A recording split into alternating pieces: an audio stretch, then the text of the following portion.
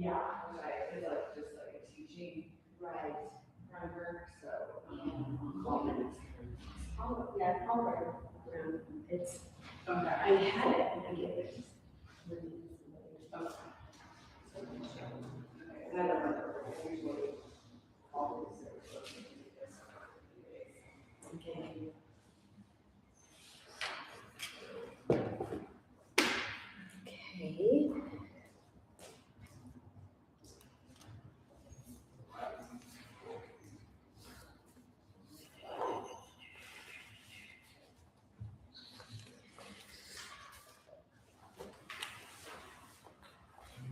This is my little fire horse journal I bought for myself this year. It was about $6. But since my other one just ran out, I went, well, perfect, so keep me.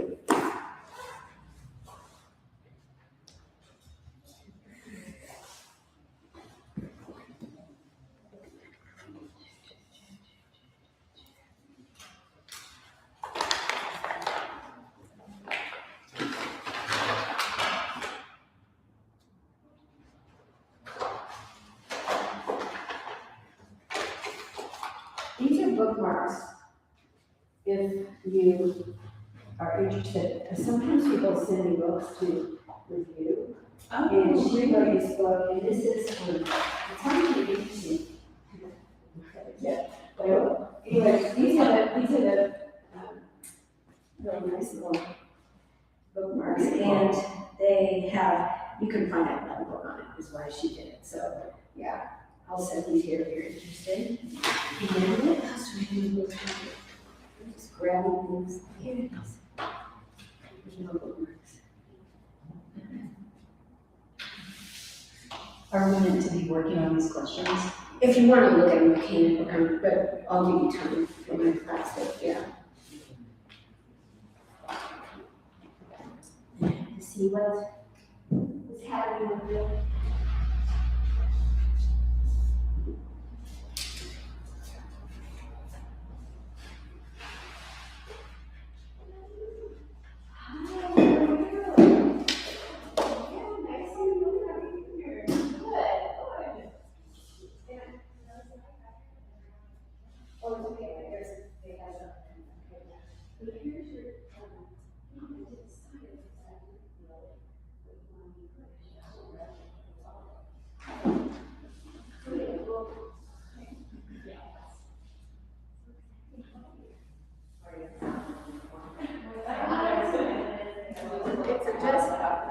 Just cast.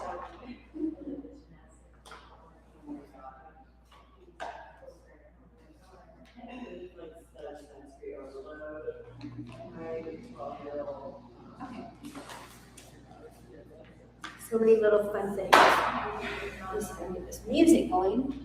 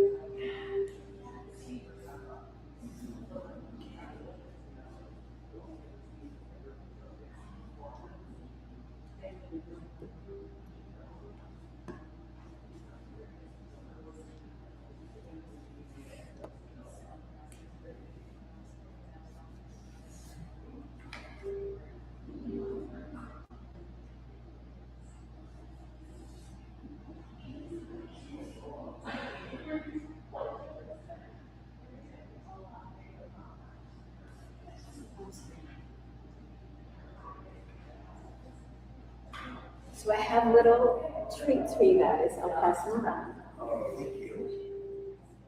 These are five horses. Thank you.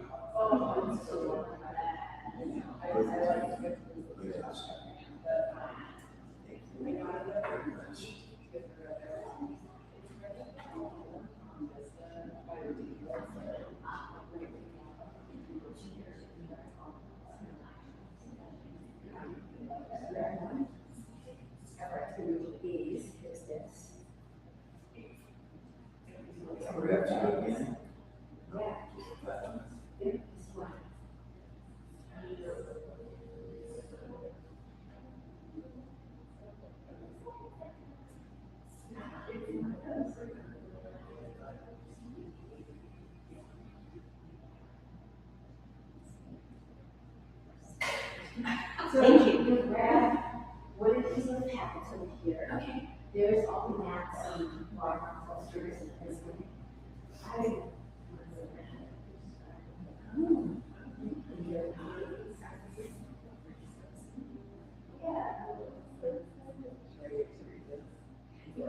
if you want.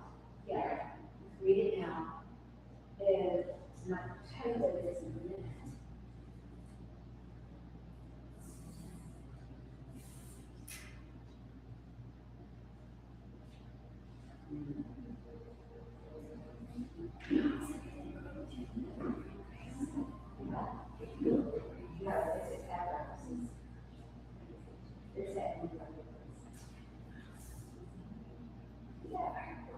Yeah.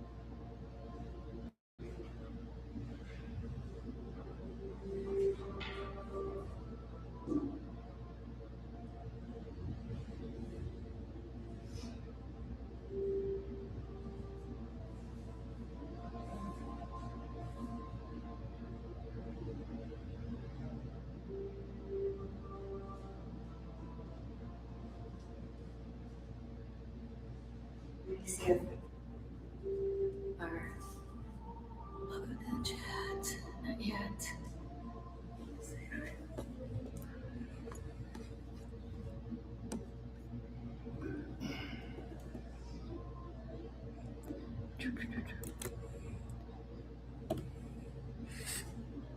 Okie dokie. So we'll get started in just a moment. Wait till Liz gets back here. And we'll introduce each other. And we have one grad in here from Shanti. We have two current students. And then we have two people that don't feel bad if you're, these little workshops are part of, I do them every month because they're part of our Shanti Yoga teacher training, but other people are welcome to come. And, Arnie, if you're looking for training hours or whatever, you can listen to those because it's registered with the other lines if that matters to you. So, yeah. And what I have given you, several things, that little packet, it is, some of the stuff are from our manual, our teacher training manual, and so that is, might be redundant for those of you who are in the school, but they're always kind of nice. They just go over some of the principles of yoga. So you let you settle for a moment, and then we're going to start at the back of the mat, which will be a little different. I'll stay here, so it'll make more sense to you. But we're going to start at the back of the mat because I think I gave you a blueprint of it's kind of like a yoga mat, but it has in it, you may or may not have gotten it, it'd be just like a kind of a rectangle. But that's what we're going to be doing. If you didn't have it, it's fine. Basically, it's a rectangle. That is silly open. I have a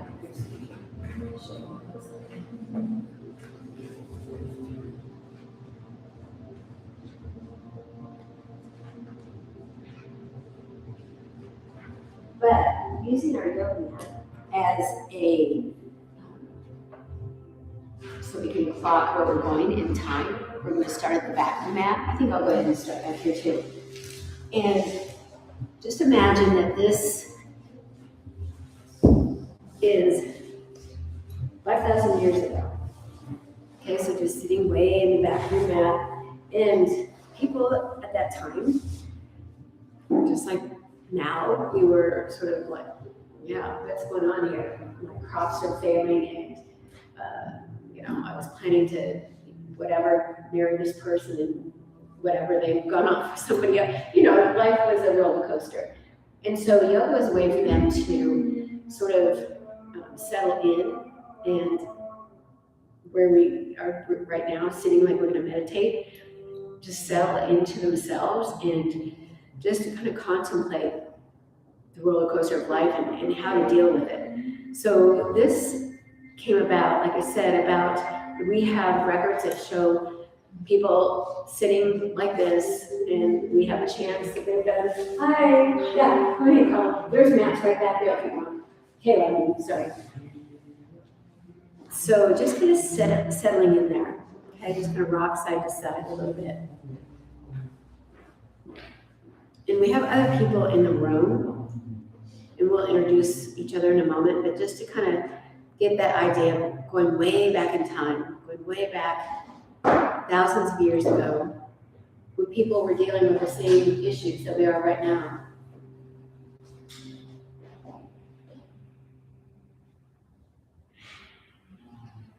And what they found is that breathing, noticing yourself breathing, really helped to settle them down, to be able to think about what's going on, to be able to react without panicking.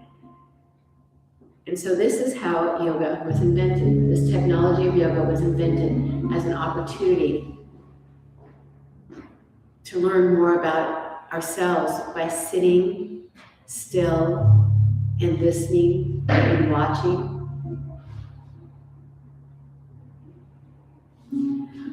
When their eyes are open, watching the sky, wondering about why is it lighter today and getting lighter every day than it was a while ago, and all those different things. So just allowing yourself to settle in and feel the camaraderie, the camaraderie between the others in the space, just like they would have felt that camaraderie. And they found that it's good to be all by yourself sometimes. It was kind of a strengthening, grounding thing to sit with other people. So just taking a few cycles of breath here more, inhaling down, exhaling up.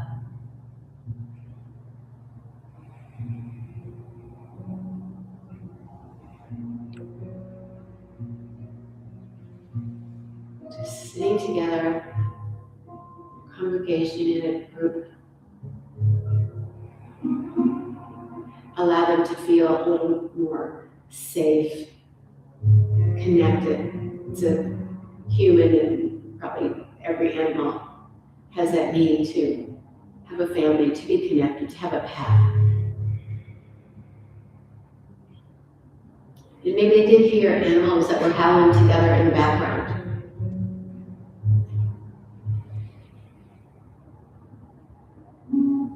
They came up with this sound called an Om that we'll do together in just a moment, but just remembering that this is part of what's been happening in yoga congregations for thousands of years, and who knows, perhaps more than that. We just know at least that long.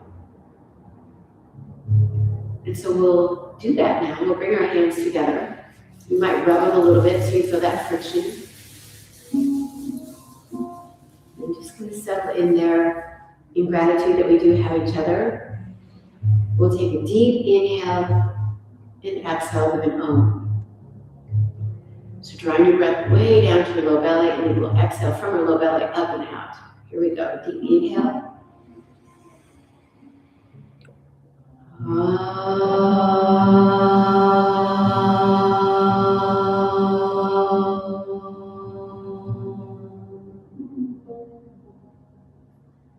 And then opening your eyes, peeking down at your hands, keep your thumb and pinky together. This is the Lotus Mudra. And the Lotus Mudra, have any of you been to Southeast Asia? The lotuses are all over the place, and they're like in cracks in the sidewalk. They're beautiful, and being this philosophy originated from India and from that Saraswati River Valley. This is what they came up with as far as the mission statement for the practice. May we kind of grow from the obstacles from which we're born. May we rise above them and be the light to others, shine the light to others, so that we can all live more joyfully amidst the sorrows of the world. And then we take this mudra up any amount, get off my sweatshirt, and just kind of hold it there for a moment. Just feel that sense of lifting your heart and knowing that this practice is a benevolent practice, not just for you, but for the collective, for all of us. We're each affecting each other. And then separate your hands, and let's just bring it back to our lap and take a moment here. Okay, so that was just a little introduction. Now we can go ahead and introduce ourselves individually, if you don't mind. Who wants to go first, this side or that side? Arnie? I'll go first. I'm Arnie. And what else do you want to know? That's good, unless you want to say more. Not a student, which is Debbi from her Yes. classes here. So I think it's really interesting, your career, because it just has to be literally so up and down and a little nerve-wracking at times. And I think that it's just an interesting thing that you can bring to yourself and to everybody on the plane and to your fellow workers. So yeah, I think that's a kind of interesting thing. So that's a little bit about Arnie. I'm Jessica, I'm the Jennifer Howard training program. I drove here from Amazon. Yep, bit of a drive. Yep. Okay, and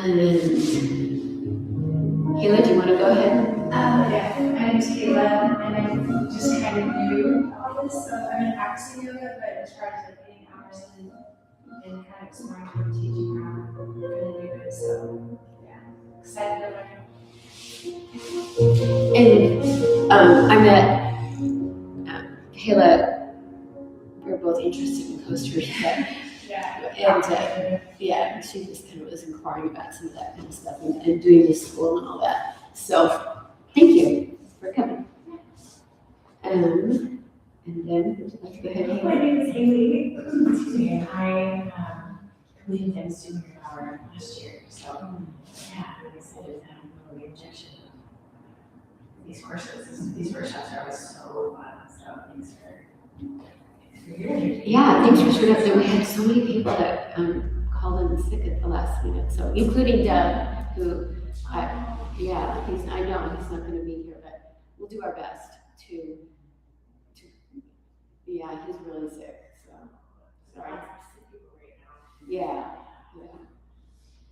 And Haley does some interesting work with. Do you want to just say something about that? Because I think it's pretty good. I run an organization called Expedition Inspiration, and we take breast cancer survivors, those affected by breast cancer, survivorship support groups. Yeah, it's really fun and impactful work. So if you know anybody who's affected by breast cancer, that's what we're working on our cohort for this summer. So Good. Yeah. Thank you. All right. My name is Rhonda, and I'm not part of teacher training. I drove in from Oslo. I got excited about this offering and thought it'd be a great reason to see Debbi. Yeah, she came to a workshop at my studio in McCall. So, yeah. All right. Ready? Yes, I'm ready. We're ready for you. My name's Liz, and I have met Debbi a few times in the last year or so, I would say, and I just started the 200-hour training program, so it's nice to hear a variety of people kind of on their journeys.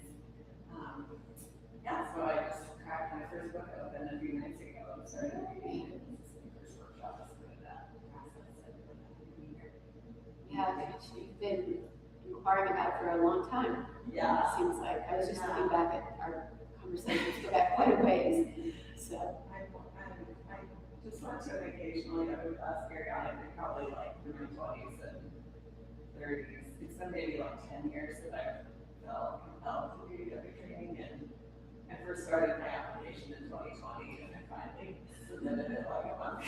Yeah, which was interesting because she sent it to the info at, which is no more because we sold the business and now it's Deb@Shanti Yoga Studio. So yeah, it was lost a little for a few days or so. It feels like just right over. It took me about 15 years.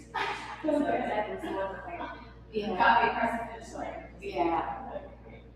Well, it is a process, which is kind of what this is all about. Is this thing we call life? You know, we're going through many different changes. There's some things that stay the same, especially in the yoga practice. There's some constants, and we're merging this a bit with Chinese medicine as well, with the practices of Qigong and Tai Chi. I've just always been really interested in that nexus, and just in other ones too. It's just to me very interesting how many different traditions that were kind of born around the same time, you know, share very common themes, and so that's what we're going to talk about a little bit here. Has anybody here had any experience with Chinese medicine, acupuncture? Yeah. So one of the main differences, I'd say the main similarity, is that they both are interested in prana, their life force, and when I mentioned people sitting back at the, you know, that was back 5,000 years ago or 4,000 or 6,000. You know, they sat quietly more often because they had less distraction, even though, you know, there were distractions, of course. And they noticed things. They just noticed things by observing their own body. So the heart of yoga comes from this idea, and the heart of Chinese medicine does as well. In yoga, we call it prana, and in Chinese medicine, it's called qi. Chinese medicine, we'll get started on the timeline here in a minute, but it is a little bit earlier. It started a little bit after yoga started, but still, you know, it's been around for a long, long time, and they really dovetail together a lot. Prana, qi, in our body we have nadis, that's what the prana travels throughout our body on, and in Chinese medicine it's meridians. So they have differences, and I hope in that packet I gave you, you might want to grab, there's a packet and a couple other things over there for you come in. So we're going to come back to the back of our mat again, and I'm going to sit back in the back again because it'll make more sense. So this is let's say this is 4,000 BCE before Christ. Yeah, and there's two little bags, and you can pick something. Yeah, each of those little bags, grab a little bracelet. Are you going to get a little bracelet? Okay. And then up here, this is current time right now. So we're going to go through this little flow with a little bit of movement. I found that this works pretty well when I did a lot of trips down the Grand Canyon, and I really liked when the guides would do that. You know, they would say, okay, this rock came from this period, and you know, then take you through and come to current era. So let's go ahead and come to the back of our mats. And again, going back to where we started, just feeling that sense of just being centered and being curious, listening. You might hear, as I mentioned earlier, animals howling, wolves howling, coyotes. You might see a shooting star. You might notice the difference in today's weather, and just realizing that nothing is permanent. Everything changes. And that's one of the inherent truths about everything, yoga and everything. It's called Parinimavarata. Everything changes. That's the one constant. So we'll just sit here for a moment. And when I mentioned the tantric thread, I don't know if I mentioned that or not, but Tantra, it really had its roots back this long ago. Tantra simply means that we are a body-mind creature. We're our body and our mind are always working together, and of course our spirit. So it's that somatic is what we call it nowadays. But they recognize that what was right in our body helped our brain, helped our mind, and vice versa. It's all connected. And in fact, the mundane, I love this statement, the mundane is holy, they said. The mundane, that means the everyday little things, the sitting, the little aches you feel when you're sitting. This is part of being alive. We learn from this. Let's take just a few more cycles of breath.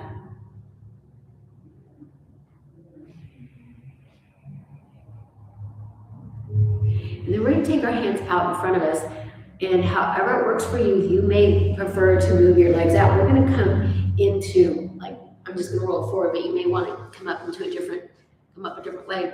But we're just going to go ahead and start climbing our way up the timeline. So let's say that here, if we had our mats kind of counted off by centuries or thousands of years, we're just reaching our fingers up. In this period, way back here where my hips are, and up to where my little belly is, that was called the Vedic period. The Vedic period is where they really identified that idea of the body and mind connection. The Vedas means the truth. They came up with the idea of we each are comprised of the elements of the earth. And the elements of the earth is not just earth, but earth, water, fire, air, and space, rarefied air. So from here, let's go ahead and come on up slowly, coming into cat pose, and tip your pelvic girdle forward and backward a few times. Just noticing how that feels. As though you let your spine wave back and forth. And you might hear in this shape, even now, begin to feel like you're connecting with those people that just first explored this. And let's press our hips back towards our heels again and slowly make our way up to sitting on your heels. If this doesn't feel good, put a block underneath your hips. And we're just going to lift our heart up. Take the head of your arm bones back. Drawing a big inhale and exhale out your mouth in 2 puffs like this. And then lengthening up, let's take our right hand over to our left knee and just look over our left shoulder. And again, imagining that you're here with these ancient yogis, feeling these poses until about, until the 1400s. These are the only yoga poses, just simple stretching things like this. And then go to the other side.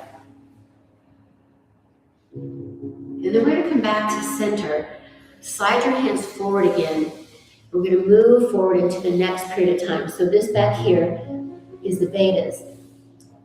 Now we're coming up and rounding our back up, tail down, chin in, and then go forward again. And this period that we're at, we're going to roll our spine around like our spine is a finger in a jar of peanut butter and roll it in the other direction. This is where we began really organizing things, and we started chanting stories. So a lot of the actual stories that end up being called warrior poses, it came from this period right here. And then climb your hands up another bit further. And this period here is called the epic period. And let's take our hips back, connecting with the earth, and feel like you're pressing your hands forward. And what the epic period is about is, this is where those stories became even more organized. This is where the deities of Shiva, Brahma, Vishnu came in. So these deities have hundreds of avatars each, and each avatar hails back to Shiva, Brahma, or Vishnu. And all these are just representations of our own human condition. They're not actually deities that people worship, other than the fact that it's the idea. And then we're going to come on forward, keep your knees on the ground, take a deep inhale through your nose, Exhale out your mouth. And then bend your elbows and come slowly down to the ground. And take your hands down beside you, okay? We're gonna lift our navel and lift your left leg, looking up a little bit more forward. And come back down, forehead on the ground. And then back up. And back down. Now hands back on the ground, let's press up. And we're gonna come all the way back again to the Vedic period, just for a moment. And come on up into standing on our knees. And standing on your knees, begin to work your pelvic girdle into what's called a backward pelvic tilt. That means that your tail is going more down. So if you think of a wheel, your tail is going down and forward. And this is like this. And in the Vedic period, as I mentioned, the mundane became holy. But this is also when we became aware, as I said, of the elements, but aware that we're comprised of these elements, and that makes us each unique and different. So just for a moment, take your left hand down to your left heel. You may not touch it, and take your right arm up. So you feel like you're this conduit between the earth and the sky, the heavens above. You are unique. You're a unique, specific expression of the life force. Okay, and then coming back down, take it to the other side. So uniting this theme of each of us being unique and each of us having a different composition of those elements of earth, water, fire, air, and rarefied air, we have different needs. So now let's just go ahead and shrug our shoulders and come back down. And we're gonna come up even closer towards the front of the mat. This is, well, first 600, this area, 600, the epic period. This is where you've probably heard of the Bhagavad Gita and the Mahabharata, you know, those great tomes, those great books. This is why it's called the epic. So we're gonna come forward a little bit, tuck your toes, come up into plank, and then shoot your heels forward, and we're gonna come up to about 200 BC. This is when the Yoga Sutras were written by Patanjali. So this is really considered the classic period. Now let's take our hips back, tuck your toes, and we're gonna end up coming up into down facing dog. And just kind of walk your dog a little bit back and forth so that you can feel the connection. What are the connections from just the little stuff I've been saying? What are the connections between, you think, that old period of the Vedas, Ayurveda is what the science was also called, Ayurveda. How does that affect what we know about yoga today? And then go ahead and walk your feet or hop your feet all the way up to that 200 place, placing your elbows on your knees. We're just gonna sink our hips down a little bit and really connect with the earth. And then hands to your knees. Reach into the earth with your feet, with your legs. And then as if you're a plant growing, we're gonna begin to roll up and feel ourselves kind of unfurling and opening up into mountain pose.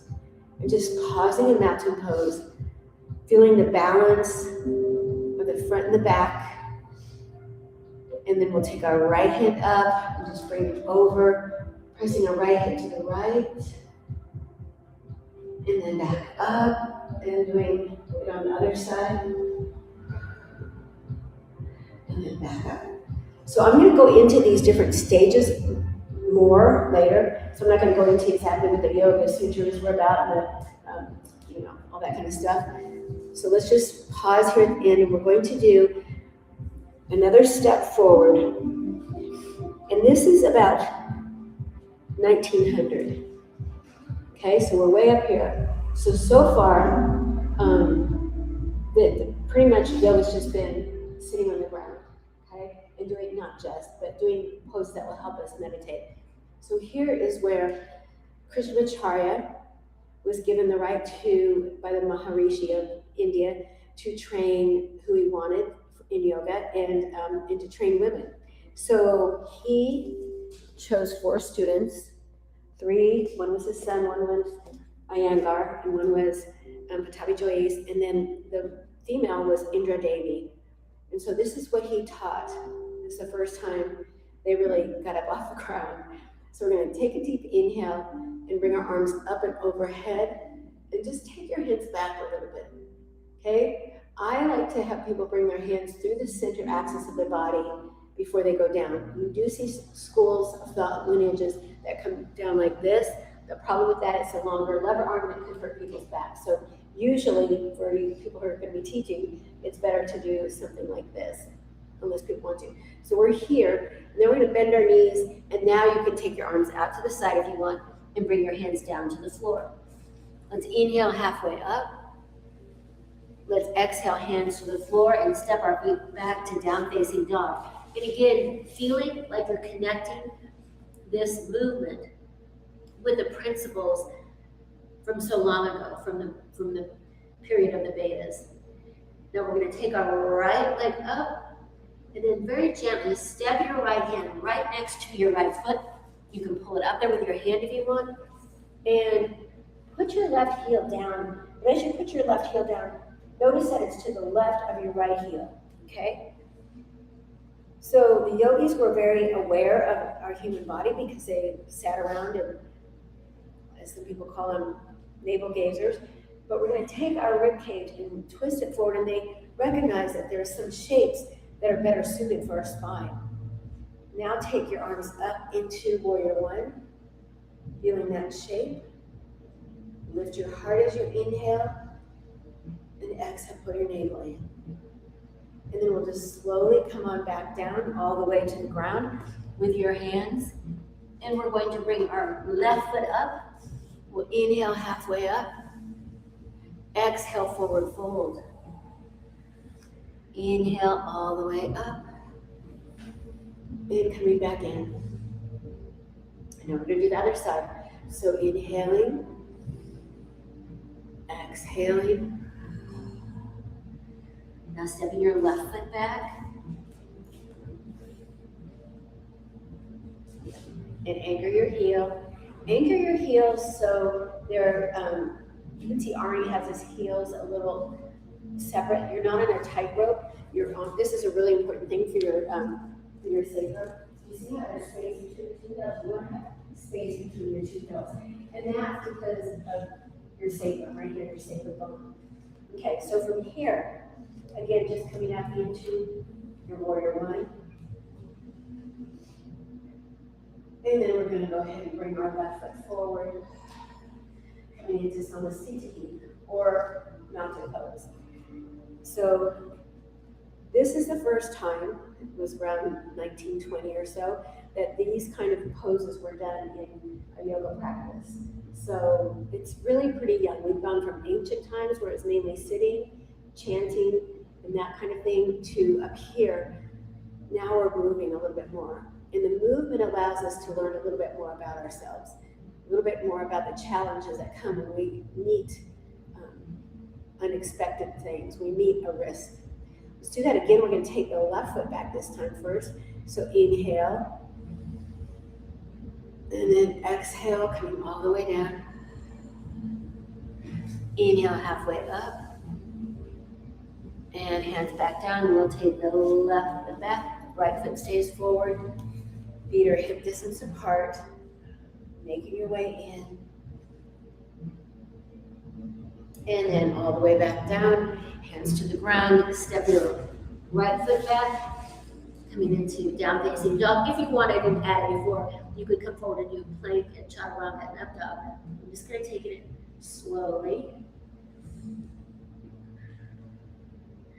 Breathing about 5 times. And then when you're ready, we'll take the left foot up, step your left foot forward, and so now you're coming back into your warrior one. And then all the way forward into Samasthiti, equal standing pose. So here we are, way up at the front end of our mat. This is one of the differences. Some of you guys had time to look through your handout. I don't know if you noticed that some of the differences in yoga and the more Chinese flows like Qigong and Tai Chi are that this is relatively I wouldn't say rigid, but you're moving in these places. Obviously, there's many other sequences that have been invented since 1920. But incidentally, 1920 is Krishnamacharya ended up. He was still teaching. He passed when he was about 101 or something like that. So anyway, this is, look how far up that is. But this is when kind of, because of Krishnamacharya, some of the students, Indra Devi being one of them, yoga came to the U.S. Yoga came to Hollywood. Yoga became, people are like, oh, Marilyn Monroe's doing that. That must be something good. So this is kind of the pacing of this. Okay, so all the way up at the front, we can come to the very, very tip top of where we are right now, and just shrug your shoulders and just feel yourself connecting with that ancient wisdom. Now, I'll talk a little bit about how the Chinese influence came. And I'm sure you've heard of the Silk Road. The Silk Road is where people were starting to do a lot more trading with China. India and China were very much in connection with receiving goods and sharing goods and all that. So we're going to go all the way back, but not quite as far back. So taking your inhale up, and then exhale all the way forward and down. This time let's come halfway up and just feel your spine getting long. And then take your hands down to the ground. And this time step your feet, what you think is about 1,000 years later than when yoga started. Yoga was at the very back of your mat. So this is where yoga and Qigong, Tai Chi began to feel some of their similarities. We're going to walk our feet up to the middle of the mat, bend your knees, elbows on your knees, and then slowly come all the way up, but keep your hips down. So this pose here, we'll call it horse stance. So your feet are a little bit wider than your hips, they're slightly turned out, your tail is pointing more down. Okay, and you just kind of get that feeling of you're riding a horse, and they'll oftentimes call it horse. Okay, and from here, we're just going to start out like this. We're going to feel ourselves inhaling and feeling that we're pulling up the earth to us to help stabilize us. And then as we exhale, coming down and connecting with the earth. You might notice that this is a little different than yogic breathing. We'll go into that too much to confuse you, but right now, this is just what we're doing. This is from Tai Chi, Qigong. It's just gathering up the energy from the earth, the support, and then moving back down to connect with it. Let's do that one more time. Up and down. Just hold it there. Okay, and then we're going to take in front of our belly, our hands, as if you have some kind of energy ball right here. And just let your hands come in and out. Just feeling that energy ball. You can open your eyes and visualize. And I don't know if any of you do Reiki. Any Reiki people here? Okay, this is some of that kind of idea. Okay, now, that ball, just imagine that you're turning it, but you're still trying to keep the connection, the energy between your hands.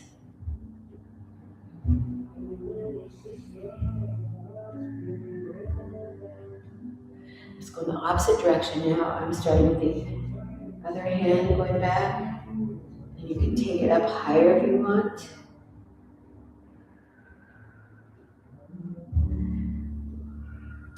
Then we're going to take our left hand over. Watch your feet and knees. You might need to turn your toes out a little bit more. And just reach over, like a sitting arrow in that direction.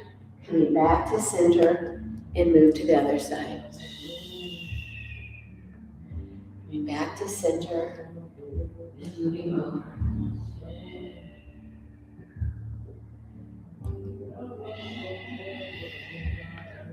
And then both hands into your center. Inhale down. And then feel your center body lifting up and back down. But feeling that subtle energy, feeling the sense of watery, flowy like stuff. And then we're going to go ahead and push our hands out. We're going to take our left hand and bring it over to our right. So we're pulling a bow, arrow, and over. Watch your feet, move your feet a little bit so you don't feel like you're hurting your knees. And go to the other side.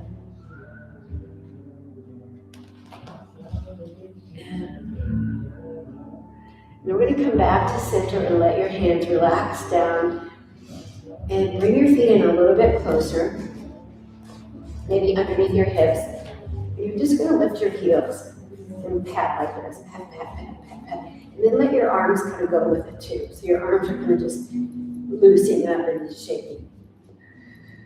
And feel, since this is all about getting rid of it, 2025, feel like you're kind of shaking it off a little bit. Yeah, and then exactly.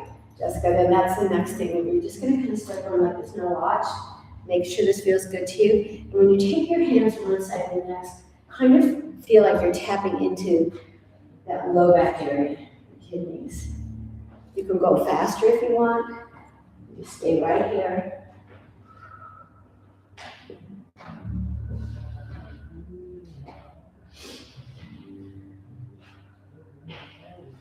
And then coming back.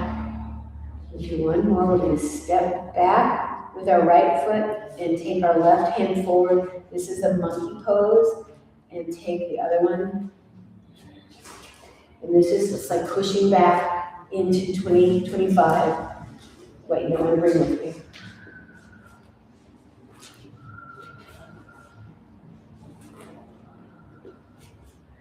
And coming back into a little bit wider stance, toes out. Again, do that shaking a little bit. We're going to do crash and wave. It goes like this. Inhale. Exhale. Inhale. One more. Okay, and then taking your thumbs out like this. This is the fire mudra. This actually comes from both yoga and Chinese medicine, all these little mudras. So just kind of feeling that action, opening up your chest. And there's I think some of you guys have done this with me before, home put, home put, home put. Okay, so what we do is we're going to say home put, spaha, spaha, spaha. So that's, I'll kind of cue us and say it with you. But we'll do that several times. And what that means is into the fire pit of Lord Bhairava, I throw away what I no longer need, what I don't want to bring with me into 2026. I want to burn that, I want to shed that like the wood snake, okay? And then we'll do it. Okay, so here we go. Home put, swaha, swaha, swaha. Home put, swaha, swaha, swaha. Home put, swaha, swaha, swaha. Be gone. And just feel like you're throwing that away. And just relaxing for a moment. Let's take our left hand up and just kind of gently sway over, and then press the energy up, and come to the other side, over, and press the energy up, and then bend your knees, heel toe your feet in, toes are pointing straight forward, and then coming to a gentle forward fold. Take your hands, if you want to look at me, up just like that, and move your fingers. This is Doug did this last time. Were you here last time? He called it elephant. So we're forward folding, and we're just going to rock our knuckles side to side. Okay? Loosen up your head a little bit. You might shake your head. And then we're going to come up like we did in the beginning. I would suggest bending your knees and even taking your hands to your knees. Pull your belly in and like a firm, unfurling, slowly come all the way up.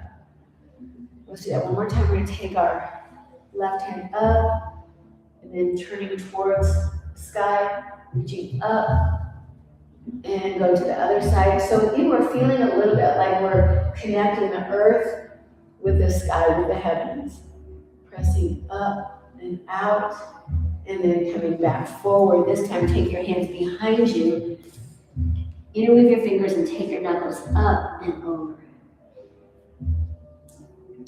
And then from here, let's just bring your hands to the ground and heel to our feet in. And if you would like a bolster to sit on, just grab that bolster and consider what you felt were the differences between those two. I'm not a registered Tai Chi. I have taken a lot of Tai Chi. To get in Vietnam, which was really amazing. It's so big there. We did it with a group of locals, and then afterwards, this is like in Hanoi, then they were all just in the street clothes, and then they turned on kind of some 80s music, and they did kind of aerobic dance. So it was really cool because we did Tai Chi and we did aerobic dance. So the differences are fun. So as we come back, we've been through this journey of about 5,000 years. Do you personally have any thoughts about how those two experiences felt? Did you feel something different in one than in the other? Does anybody have any comments on that?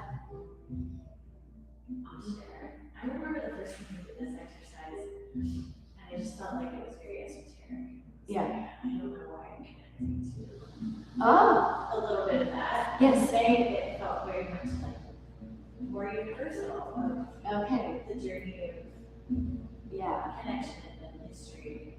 It's like a little bit more homage of Yeah. how we've been here and how we rise today. And it's really special that they have, I'm not saying they're magical or more special than we are, but it's really cool that we are taking part in what they took the time to consider about movement and about, we haven't even gotten to all the other stuff, but this is just the movement and the fact that we're on the earth and we're all unique and different, but we all bring to the earth, it's our duty, so to speak, to bring forth to know what our true nature is and to bring it forth, into the world. That's why we're here, is in the yogic belief system to do that, to try to figure out what are we able to bring to the world so that the world can get better, So, and the I don't know if you're reading the kind of chi flows. Yeah, it really takes feeling that what you're doing is you are that conduit. You're right here for this moment. This speck in time, and that horizontal, big horizontal travel that we're going on, right? We're all heading. We're all heading. So anyway, but we at this point in time we can be the connection to, that line of energy that's happening right here, right now. So yeah. Anything else about the movement patterns? One thing I did not do is I didn't tell you to inhale and exhale at a particular time. You can certainly do that in both of those traditions. I sometimes don't do that because it can make people nervous. It can make people feel like they're, that they're short on breath, like if their teacher or somebody is saying, inhale, inhale, inhale, hold it, and they might be like, so it's nice to tie it in every now and then, but always remind people just to breathe on their own. So we're going to put together some flows here together. So I'm going to, because you were just in this pose, this is one of the classic poses in the Hatha Yoga Pradipika, which was written in about right here, 1300s. That's when 32 poses were delineated, like this is yoga, do these 32 poses. And they were all variations of this, or that, or that. They were all just things like this. So if you, sometimes, I guess I didn't really finish my thoughts on that. Sometimes yoga can seem more grounding and more, not rigid, but more structured. You do it this way, you hold this, and you breathe like this. the Qigong tends to be a little bit feeling more flowy and more coming from your core. In Qigong and Tai Chi and activities like that, modalities, we're working with this energy right here. This is a Dantian. And so when we were moving, that was kind of where things were emanating from. In yoga, it's the same. We're working from the Brahma-heart, same place, different name. But the idea is that this is the center of all your movement. So if you're in this shape, this is a pose called Janu Shirshasana, which means Janu is knee, Shirsha is your head. So I'm just gonna, this might be a classic version of going into Janu Shirshasana. But what do you think you could do to make this feel, bring in some of those aspects of what I did as far as the Qigong and the flowy, more watery? I think that'd be one way to say it. Yoga can tend to be more earth-bound, and these others seem to be more watery. So maybe what would you do here? What would be something you could do? It might be something like coming up and going down. You might have some other ideas like taking your arms back, something like that, or holding energy and bringing it towards your foot. So we don't have to separate these different modalities. We don't have to say that's not yoga because your fingers aren't here and your spine's not straight. The whole heart of yoga, from way back then, is questioning. We're questioning everything. We're questioning and learning. We were talking about that earlier, about learning things. So when we bring in other modalities, we interact with the different arts. We learn how to be more unique and to maybe bring our dharma to the planet, to the earth. So you can just play with it on your own and not even feel like you're doing anything right or wrong. It's kind of hard to do that if you're new to yoga, like, well, I don't know what to do. But see if you can kind of trust your gut there a little bit. Trust your body and just notice what feels good to you. And then it might be that you even want to bring your knee up like this and put your heel on the floor. And this might be something, we did that action earlier where we were inhaling up, or pulling the energy of the earth up, and then taking it back down, connecting with the earth. So we rebound up.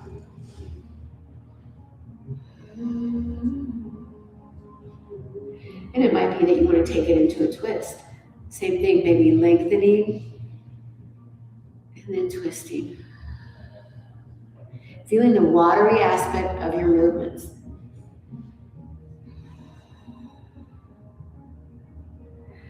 So the earth element is kind of associated with wood, and that's where we're coming from, the snake. It can be very, what's the word, stuck. So we're just playing around with other ways to feel ourselves releasing and moving from the earth element up to the watery element, which Qigong tends to be more of. And then we'll do the other side. So just taking the other leg out, same thing. Being a little bit playful, not going with the rigid, it has to be this way. So while you're doing this and playing around, just feel yourself moving. Anything counts.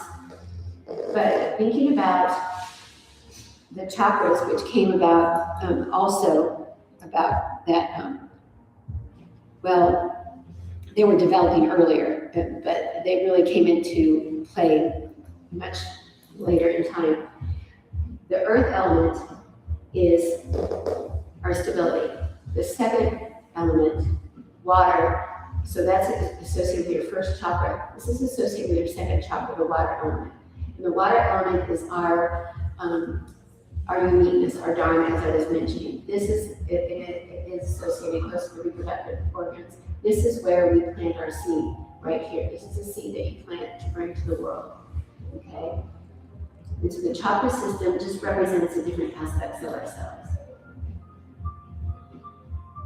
I'm going to be hitting on a lot of notes of yoga philosophy, since that's what this chapter is. But this is good for right now, just noticing that. And then play with it, see if you can be a little bit more watery. Maybe again, like I said, taking a twist to one side and then the other. Whatever feels good to you. You don't have to be in any position. I have a little 6-month-old grandson, and I got this from somebody else, another person that had a son or grandson that's that age. Just watching little kids, little babies starting to explore the space around them in a very fluid way, for the most part, just kind of noticing what they do. And you who are wanting to be teachers, or even if you want to be a practitioner, this mixing of things is really, really great. This is where you can come up with some very interesting flows, that we move beyond just the basic sun salutations. Okay? And then we're going to go ahead and come, when you're ready, back up into our horse stance. Okay? And taking your thumbs out into the fire mudra. We're going to do this fire breath, and you can put your hand there if you want, or you can just imagine it. But we're going to feel like our exhale is going to be the very active part of our breath. So it's like this. So nothing's changing much on my body except for this movement of my navel moving to my spine. Okay? If it doesn't feel good to you, don't do it. Sometimes it can agitate your nervous system. So just feeling that we'll just do this for a few, maybe 15 seconds. So here we go. And you can do it out your mouth or just sniffing out your nose, but you might have to blow your nose to do that. Okay, so here we go.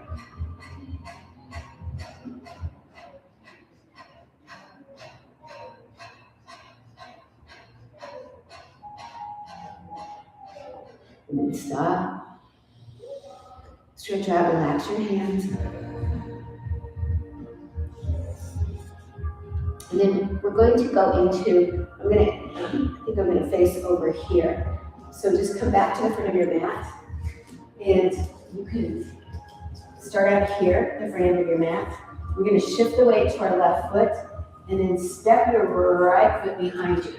And then play with it a little bit. You're not going like this, you have to plan it. It might be that you come up and you're kind of rocking back and forth. You might move your feet back and forth a little bit like this. But just kind of thinking of that watery feeling. You've got the earth beneath you. It's the earth, first chakra, stability. Second chakra, your uniqueness. You belong to this world, but you bring something unique to this world. Now we move up now to our center, our fire. Okay, so we've already worked this core a little bit. We're going to take our hands up and come down and just feel ourselves in warrior two. So in this warrior two, fist your hands, so feel your hands getting in a little fist form, and feel your muscles getting tighter, okay? And just feel how this feels in your body. What is it, what's going on in your brain, and you really feel that power. And then you can turn your hands up like this and just, again, notice how that feels. Let's squeeze our fists, and then relax completely. Shake out your arms, shake out your legs like this. Now we're going to take our arms out again and be a little bit more flowy as we do this. So what would feel good to you right now? It might feel good to just kind of come up and over. You might want to just come back and forth like this. You might want to pretend that you have that ball of energy and you're rolling it back and forth again. What feels interesting to you? You might want to start going back and forth. Okay?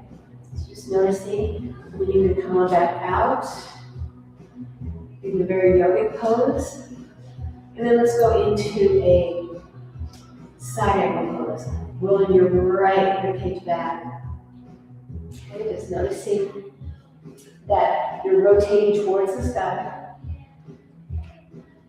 And then again, make this more playful. You might come forward and back, and forward and back. And then we're going to finish this off and bring your back foot in and come into triangle. First, contract your muscles. You might make your fists again. Feel yourself strong. Triangle, we're trying to rotate our chest a little bit towards the ceiling. And then let's bend our knees and bring our right hand down towards the ground and then come up and extend back up, okay? So just a couple times like that. Bend your knees, turn your chest towards the ground, and then come back up. And one more time. This time, hold it there for a moment. Let your heart get a little bit more open. And then take your right hand to your hip, bend your knees, and bring your right foot in closer towards your left hip. Find something to look at there on the ground. And then we're going to bend our knee a little bit and bring our right knee in towards our left knee, and then make a little circle. And you might wobble like I just did, but that's kind of the point. We're just being playful with this whole thing. And when you're ready, bring your right foot back down. Just take our heels out, our toes in. Shrug and hug your shoulders together. Take your arms behind your back. And we'll come into a very classic yoga pose. Okay? Now, it might be that you want to heel-toe your feet a little further apart. You might want to take the weight a little bit more towards the front of your feet. Take your knuckles up and then relax your hands down to the ground. You might need to bend your knees. And we're going to point our toes out now because our knees are pointed up. And just rock side to side. And then just feel again that you have that energy between your hands and you're rolling to one side and then to the other side. One side and the other side. And coming on up. You can do this a little bit more. Back. We come back up into Goddess. We're going to inhale down and exhale release. Let go.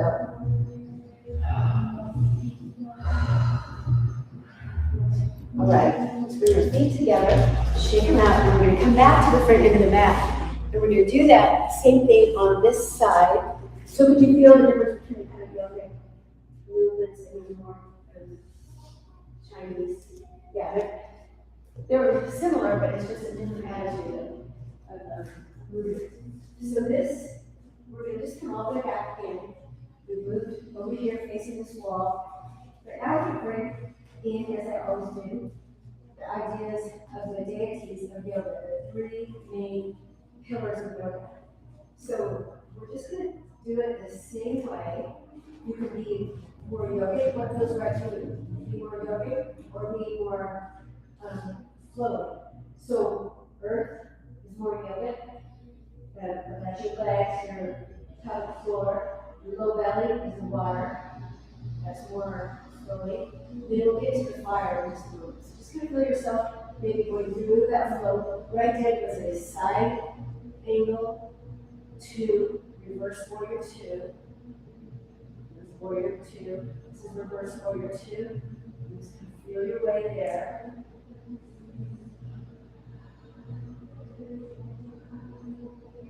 Really stay in triangle.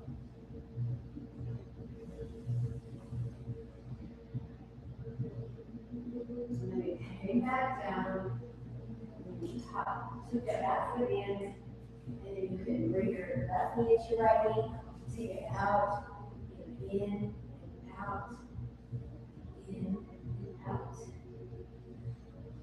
And then back down, toe out, and look side to side.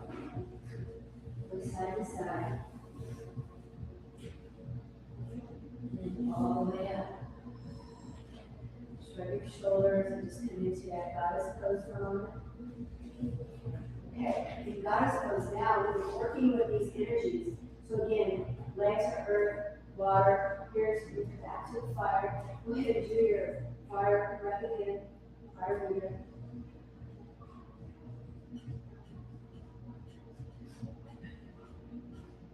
And when you're ready, relax, straight. Okay, here's where we're going to draw in the three pillars. So the first thing, we've already kind of done it, but we'll do it again, just not quite so long, but what is it that you'd like to get rid of? Okay, so we're going to come down, all the way to the ground, and down to the earth, and then just release it up, and again.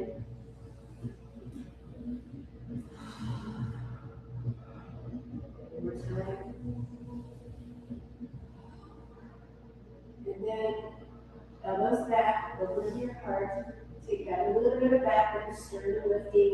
dropping down. And just bring your hands towards your heart, okay? And feel as if you're drawing your hands up and out. And we're going to come back in again. Hands to the heart, up and out again. What do you want to spread in the world? What would you like to bring forth this year? What is some gift that you could bring? And then just holding on. Elbow, come to your waist, toes out, heels in. And hear this shape, this very receptive shape. Just feel yourself taking a moment to be your heart to be open. Open to whatever happens. Talk about that some more, but just open. Your heart is open because I'm strong, I'm unique, I have energy. And then bring your hands to your heart. We'll straighten our legs. And take a moment here to express gratitude to yourself for something. Gratitude to yourself for something in the last year maybe that you felt like you accomplished, or that you helped someone else accomplish, or that you brought joy to someone.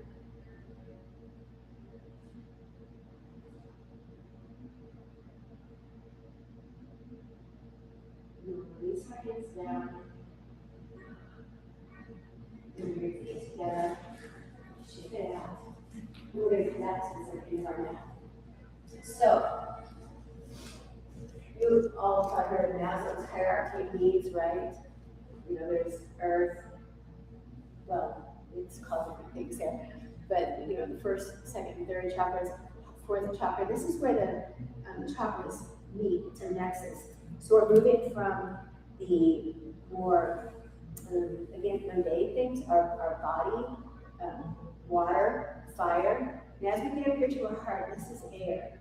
Okay, so just taking a moment to put one hand on your belly and one hand on your chest. Feel yourself breathing. Feeling the air moving in and releasing out.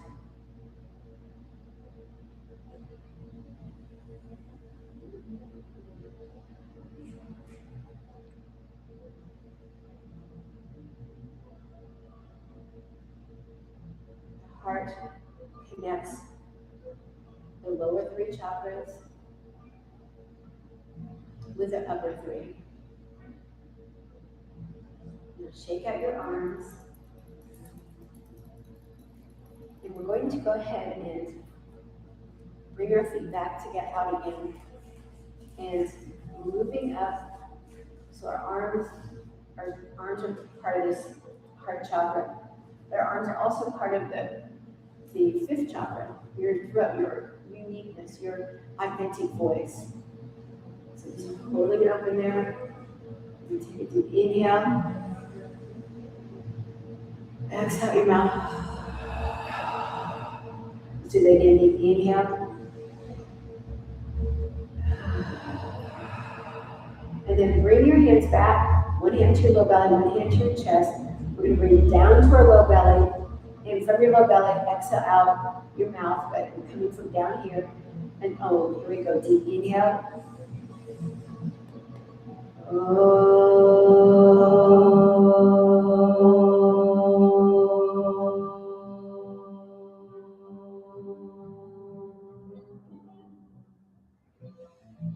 Straighten your arms and take it back again. This time just switching hands. Again, we'll take the breath all the way down here to the low belly, and like this is the bottom of a tube of toothpaste. We're exhaling the sound from down here. Inhale.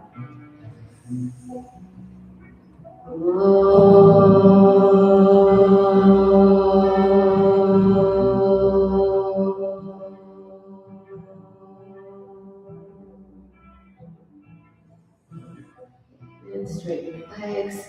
Then heel toe your feet in a little bit. We're going to come down into a form of malasana. So malasana isn't available to everybody, but it kind of looks like this. You come down with your elbows to your knees, and then you can put a block under your knees and under your hips, or you can come, this is malasana. So whatever feels good to you, coming on down.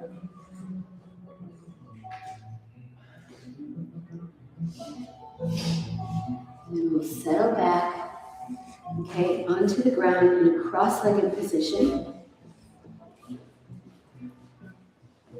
Okay, and we're going to work a little bit on both the heart chakra and the throat chakra, but taking your hands back, lift your sternum up, keep your chin slightly tucked in.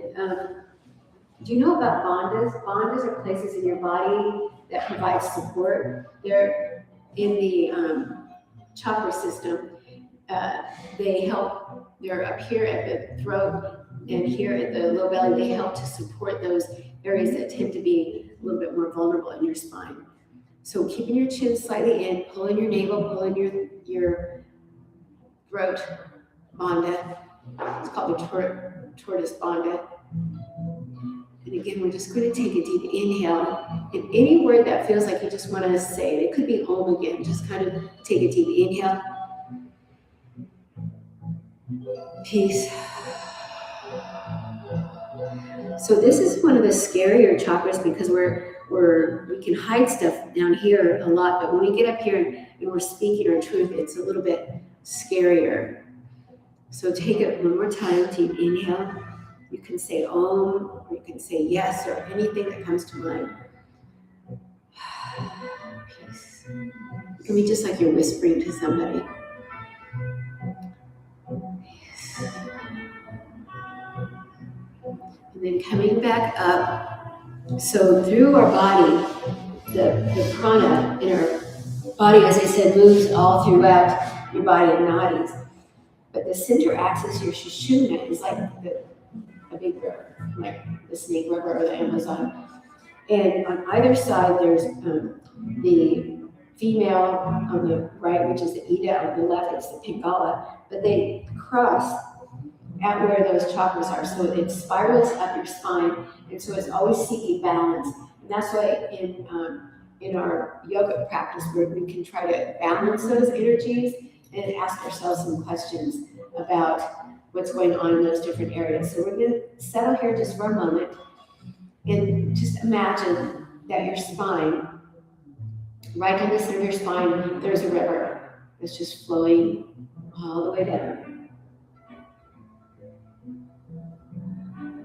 all the way up.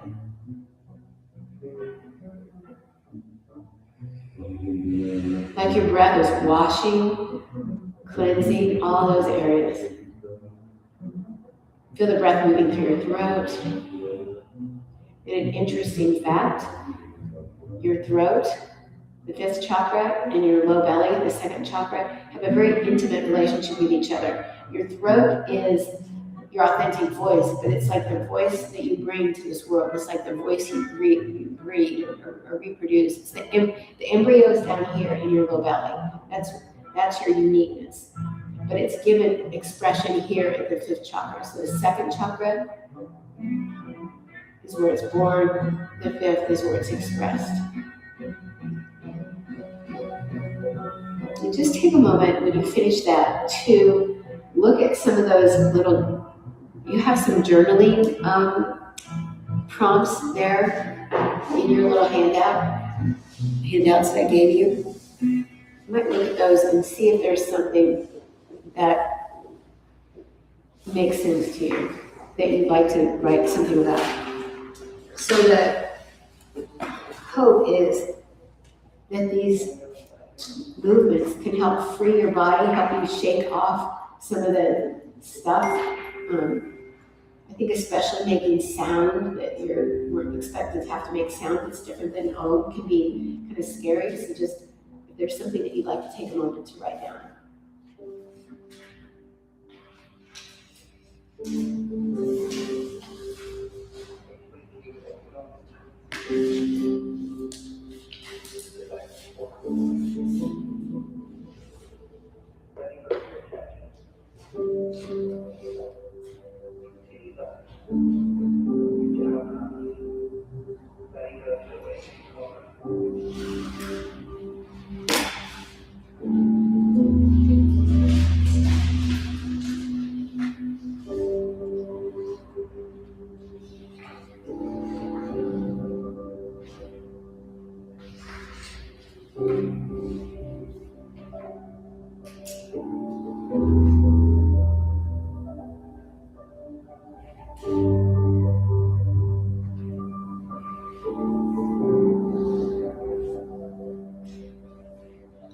I didn't want to interrupt you, but a little bit.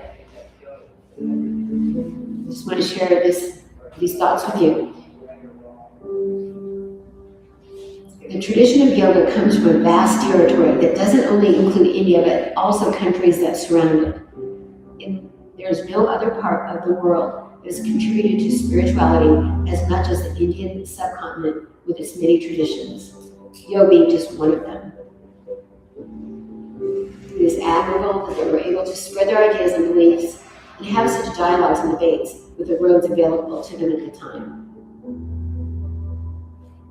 There is no pure, authentic tradition. The more you study, you realize that it is a history of interactions and entanglements. And just within yoga, you find different types.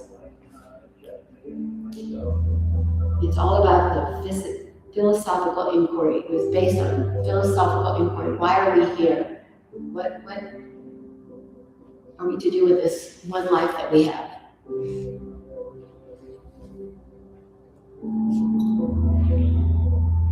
So dealing with those chakras allows us to contemplate that a little bit more. We focus on different aspects of ourselves.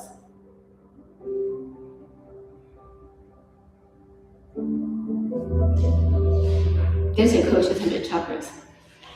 I'm thinking koshas because I want to tell you something about them in a minute, but chakras. So the other lesson that yoga teaches us is that all of us are more than what we see if we just look at each other. But in essence, we're all brothers and sisters. And if you think of those Russian dolls, you know, there's an outside doll and there's ones that come into the little inside. That's a very important concept in yoga, and that is the idea of koshas. Kosha means sheath. Have you all heard of that before? Kosha? Yeah. Kosha is like a sheath, like a coat you wear, and another coat on top of that, and another coat on top of that. And the coat on the outside is your body. That's called Annamaya kosha because that's the kosha that is fed by food. It's like, you know, your body, you know, you have to eat and drink and all that stuff. And then the kosha, just one step in from that, is the pranamaya kosha. That's your breath. And Bill's going to be here in a few minutes, and he's going to do a lot with the breath. So you move from the outside to the pranamaya kosha, which, as it sounds like, is carrying the prana life force. And then the next one in it is your manomaya kosha. That's your mind, your emotions, that kind of thing. So that's obviously affected by your body and your breath. And then the next step in is your visionmaya kosha. I remember that because it sounds like visionary or vision. That has to do with the third eye, which we're going to next. The third eye is your vision, your ability to take everything from down here and really see who you are, to see what your obstacles are. What by obstacles, I'm not going to go into too many words here, but the obstacles are things that trip you up, that trip us up. They're actually called kleshas. So koshas and kleshas, they're two different things, but koshas are these layers of ourselves. So the visionmaya kosha is associated a lot too with your intuition and your subconscious. Okay, and so after that, you get into your anandamaya kosha. That's your bliss layer. So at your third eye, you are I see. Oh, I see. That's why I'm doing that. When you get up to your crown chakra, that's when you're I know, I trust. I am a unique, specific expression of the life force. I am essential to this earth right now, and I have a gift to bring to it. So those are the chakras. This is used now in, you know, if any of you taken basic psychology class, you know, Maslow's hierarchy of needs, they've learned that this is basically, you know, in psychology, what you have to learn. You have to learn that this is how things are going. So when we're way up here at like the 17, 1800s, this stuff all became very important to this kind of Eastern religion, this mixing of the Taoist. Taoist is the Chinese form, and the yoga became very well respected and used in psychology. So, yeah, it's kind of interesting. How are you guys doing as far as, is it getting really cold in here? Are you okay? Because we are going to go down to the ground. We're going to go down into the little yoga nidra, a little guided meditation. But you might want to put a sweatshirt on or something, because we've kind of, settled down now and we're not working. The other thing I'd like to do is that little saying that you got there. If you would look at it, and did anybody have any thoughts about what they were saying meant to them? Or, these are all from the Bhagavad Gita. The Bhagavad Gita is one of the most essential books in yoga. In the 70s at airports, there used to be these guys that walked around in robes, Hare Krishnas, that would give you the Bhagavad Gita book. It was my cousin was one of them. So anyway, yeah, I know quite a bit about it. But anyway, this book came before the Yoga Sutras, which I didn't even go there yet. But it is one of the first books of yoga that was really, okay, this is what we believe. And I just wonder what your thoughts were. There were random quotes I just clipped out of the Bhagavad Gita. Did anybody have any thoughts on what theirs meant?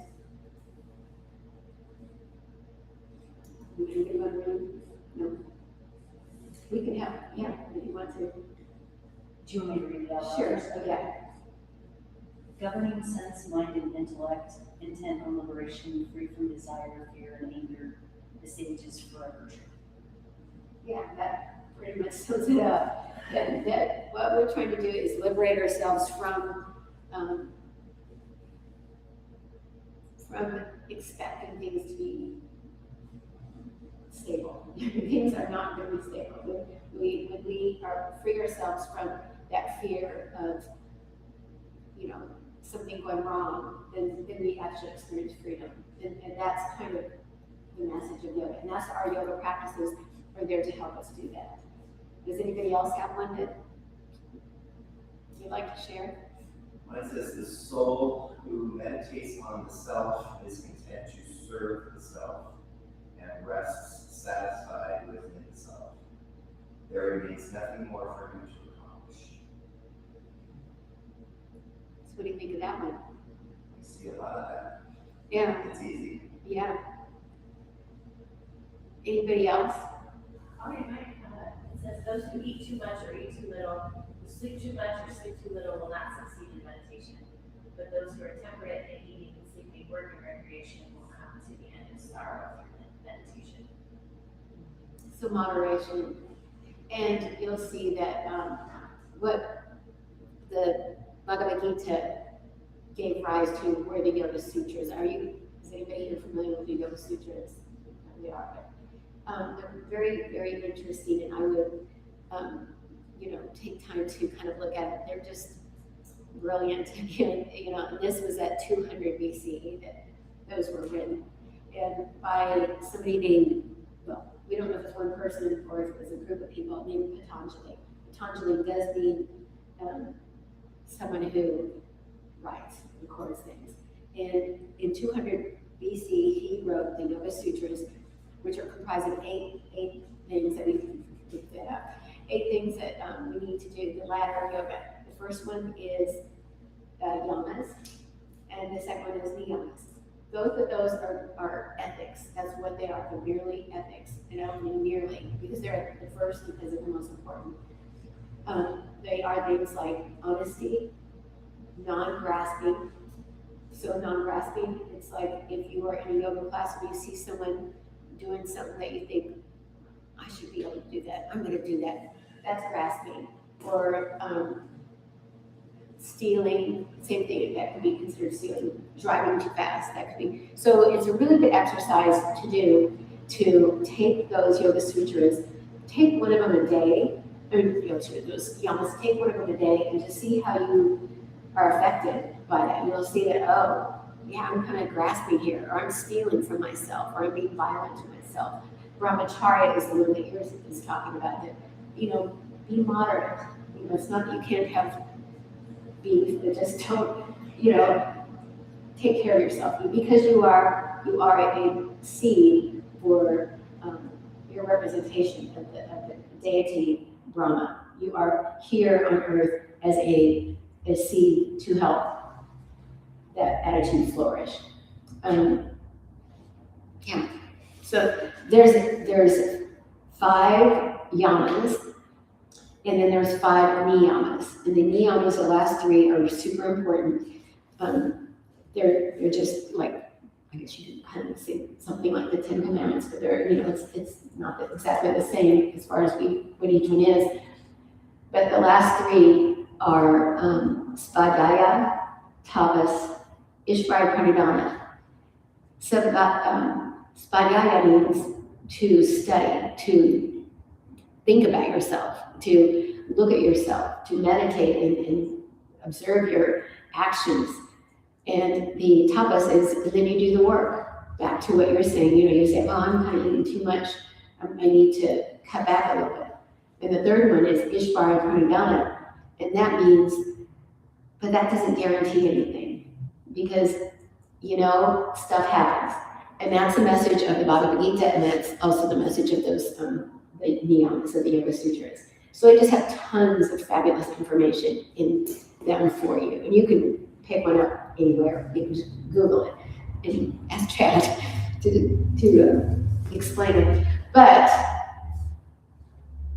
there are ways to live to not be so, things aren't always going to go perfect. And so then when things go awry, you are like, well, I did the work, I did the best I could. And, one of my favorite teachers said that yoga is one philosophy, one system, belief system that teaches you how to die, because it teaches you how to be satisfied with your life, to be happy and not to expect things that are not available to you. And so, yeah, it's a pretty wise little system of philosophy. So, I gave you lots of information. We didn't cover hardly any of it, but I figured that it gave you something to look at. The Yoga Sutras are, like I said, 8 parts. So the first 2 are ethics. The third one is asana, movement. And asana, back then, these were written 200 BC. So there wasn't, the poses were like that, So what it means is you have to care, you need to care for your body. Movement is important. And then the next one is pranayama, which we'll be doing a lot with Bill. And then the 5th one is a really important one, and it's pratyahara. Pratyahara means to break away from the distractions of the outside. And that's kind of what we're going to do with our yoga nidra. So, let me double check my time. So, it's like, you do these good things, you do the yamas, you do the niyamas, you exercise, and then you do your breath work. But now you're going to go up into these higher levels of who you are. So that's kind of why I'm talking about this with the chakras. This is where we're going more into your instinct and your brain, your mind. So we are trying to, for a moment, let go of what's going on in our everyday life and get clear. And that's what pratyahara is. From that point on, then you go into one point of concentration, which is focusing on one thing. And then eventually you get to the crown chakra, which is, well, I know, so I see, I know I am a unique, specific expression of the life force. So that's what we're going to do, okay? So get comfortable. Like I said, you're probably going to want to have some blankets. You might want to put something under your knees.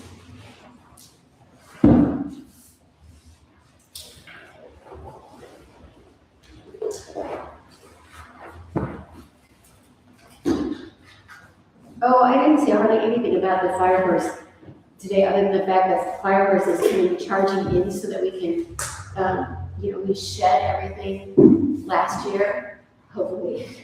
And we are moving forward into the new year. And the fire horse comes around every 60 years. And if you read that blog story I wrote, for me, I was 13. And it's just really interesting to me because when I was 13, that's when I did, it must have been the year, the energy of the year or something, but there was so much going on, and that was when, all the great music came about, and peace marches, and just so much energy. So this, I think it says it in the information, but when you're looking at both yoga and Chinese medicine, there is a difference. They both are connected to the elements of the earth, but the Chinese medicine, it's more, it's more of a flowy type of pattern, So the horses and the different elements come around at different times together. So yeah, just coming into a comfortable place for you.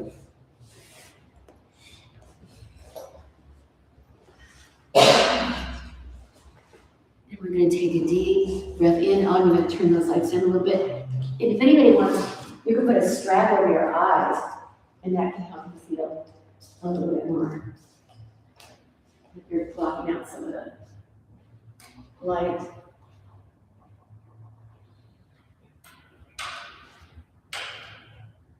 Okay. And just in the silence,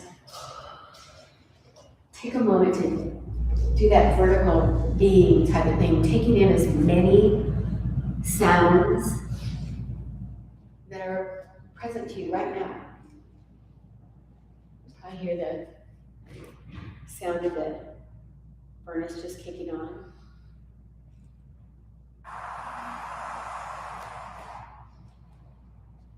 You can hear the sound of your own breathing.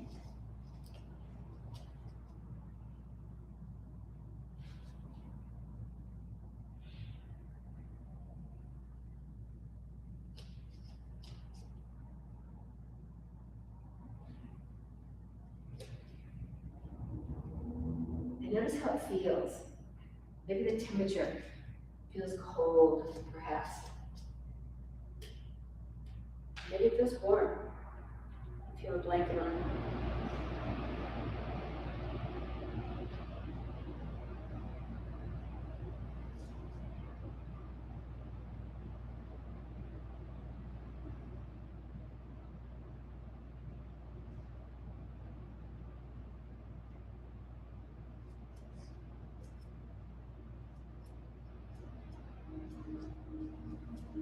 You'll start to hear the background of the track that I'm playing.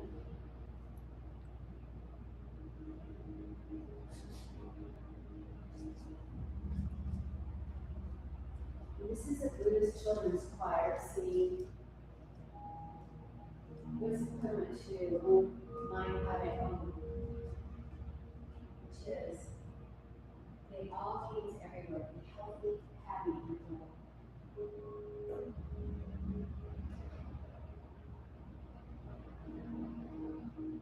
Feel this seeing that directly to you.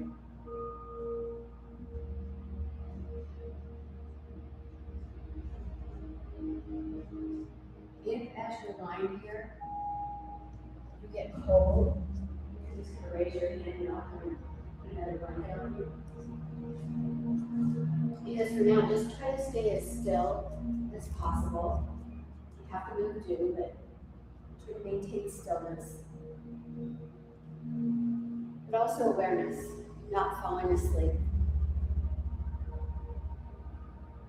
Just let the soothing sounds of this chant, children chanting,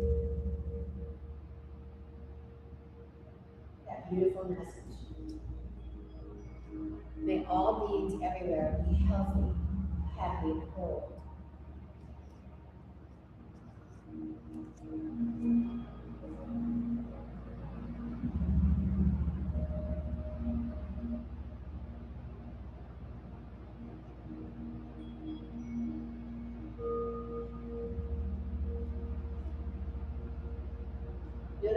feels in your heart.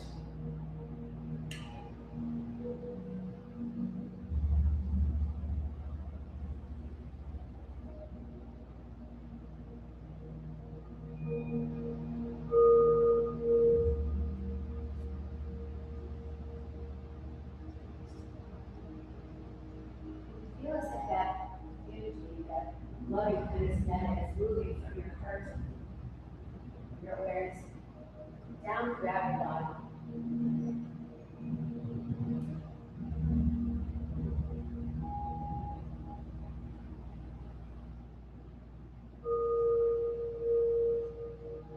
Some of the warm lava moving from your heart, down your spine, into your hips and legs, your toes.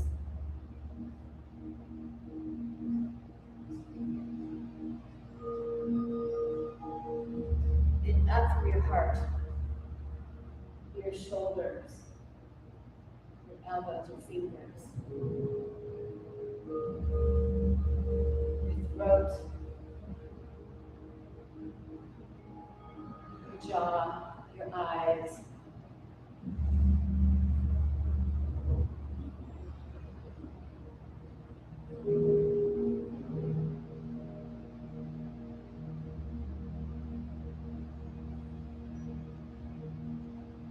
Be aware of the top of your head, your crown, feeling as if it's more open.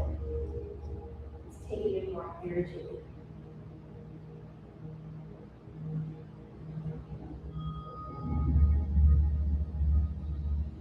From the top of your head down, just feel as if that warm lava is moving through your crown chakra, throat, chest, your low belly, hips and legs.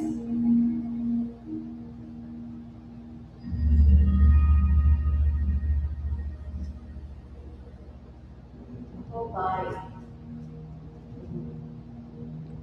absorbed, covered by that warm, benevolent love.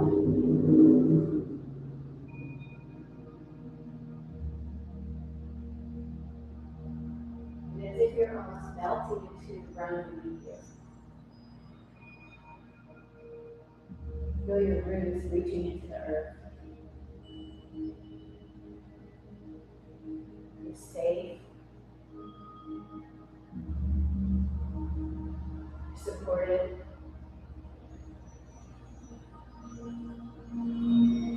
And just bring to mind here for a moment the time in the last year that you felt safe and supported. Where were you?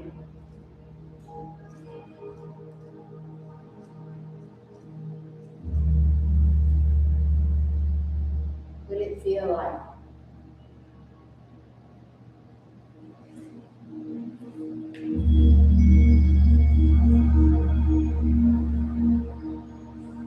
Just say to yourself, I am safe. I'm able to absorb the peace that's available to me right now, right here.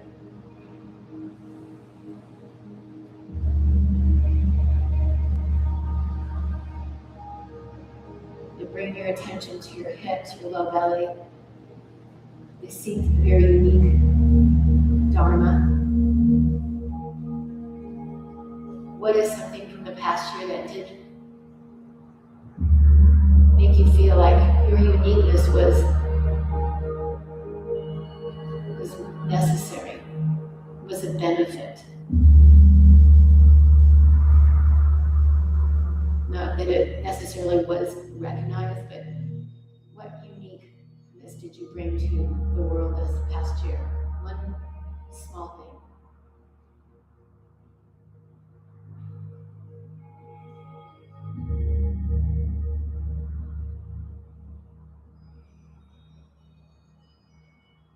And just say to yourself, I have a right to my own unique beliefs,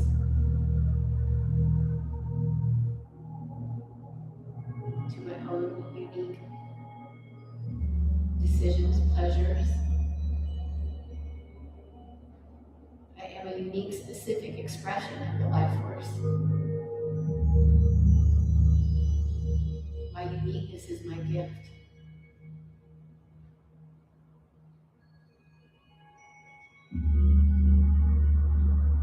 And then as you take your awareness up to your solar plexus area, solar, this is a Manipura chakra, the fire center, your will, your energy. What is something in the past year that you were able to accomplish, that you set your intention to accomplish?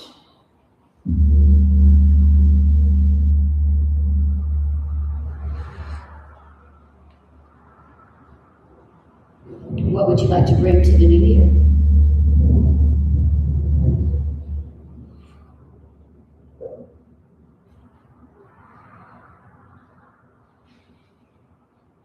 And then up to the heart chakra again, your heart center, flowing out into your arms, up into your throat.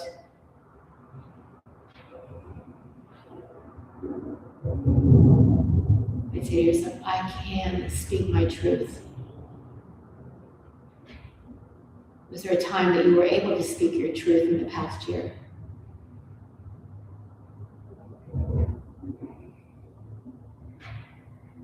And then up to the third eye, and imagine there that there's a clear pool of water. And just drop your intention into that pool.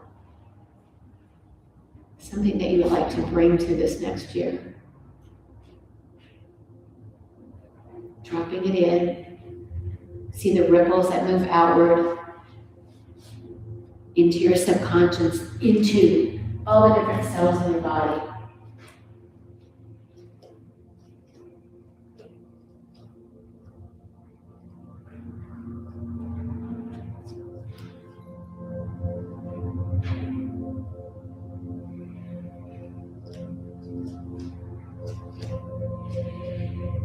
And then finding your crown. Your crown open, expansive. Receiving the wisdom that's all around you. It's available to you for all the energy in the world. You can absorb wisdom. You know.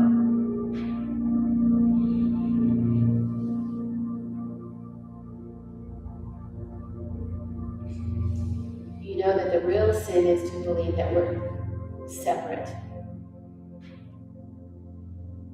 We're all brothers and sisters.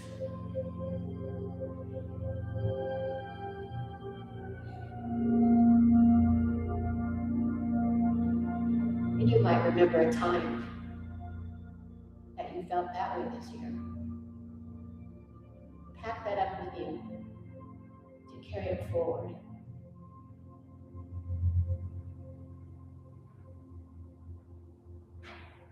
And then let's just take a couple more cycles of breath.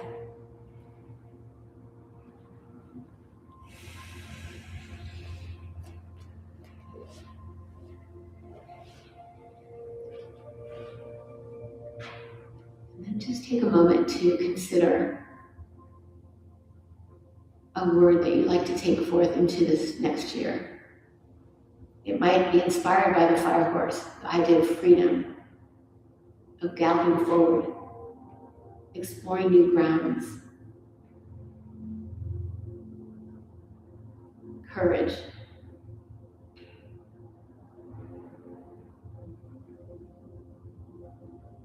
What can you take with you to help stoke that fire?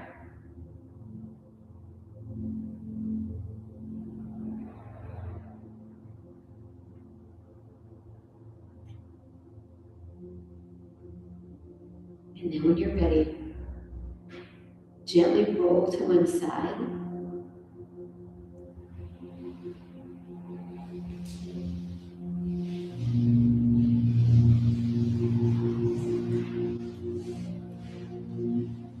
Let yourself settle there for a moment.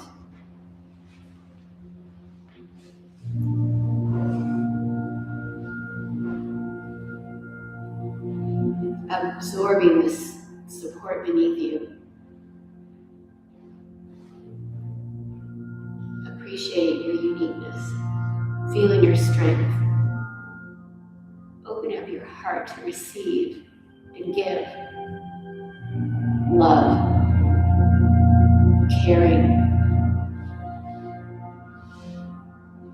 And when you're ready, gently come back up to your easy cross-legged seat.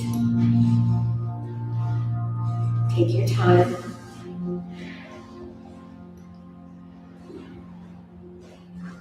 And just feeling the balance that you can find in this shape. You might rock side to side a little bit, shrug your shoulders, circle around, feeling both the element of earth, stability, and water, flow.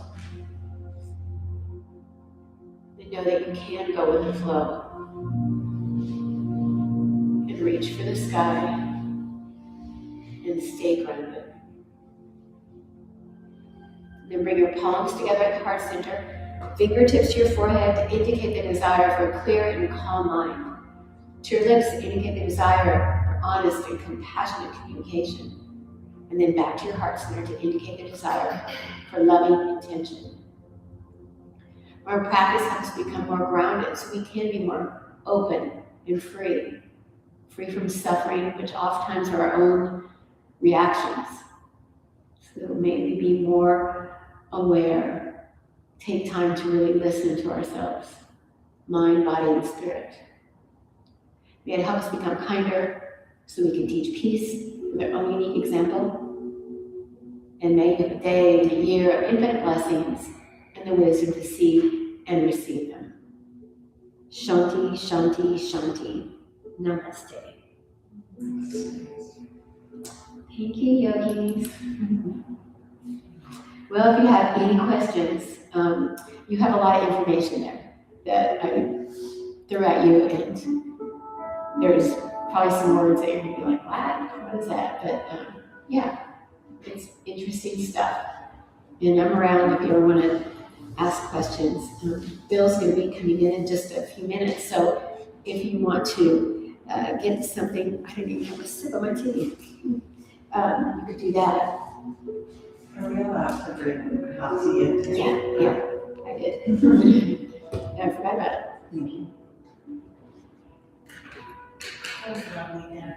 Pardon? That was lovely. Oh, thank you. Well, I'm not, I'm not Doug, but we did our best to kind of pull some of that in. And the idea is that these two systems work really well together. And a lot of the different systems are, it is a very inclusive thing. Yoga should be. It should be open to change and open to bringing in other ideas. And,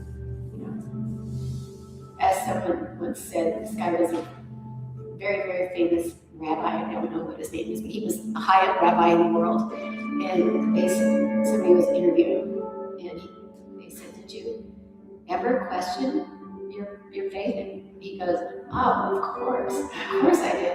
Because if you don't question, it's like a test for you to strengthen what you like. So yeah, or what you believe in. So yeah, the questioning part I think is really important.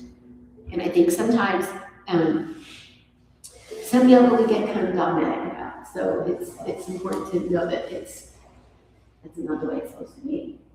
Yeah, that's what I took away today was that playfulness. Yeah. I feel like I get in my head trying to set up a photo. Why did I say Good. about this? Oh, good. Make it more playful.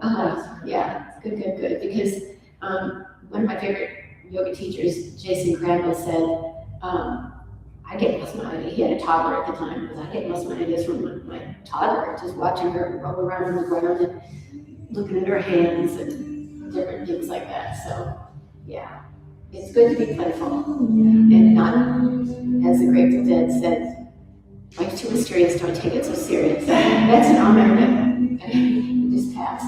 So, anyway, but that's actually, if anybody reads poetry, that's actually from Robert Blake, so an old poet. This is a tribute to MLK that by YouTube. That was really pretty. It's a good weekend for that. Pardon?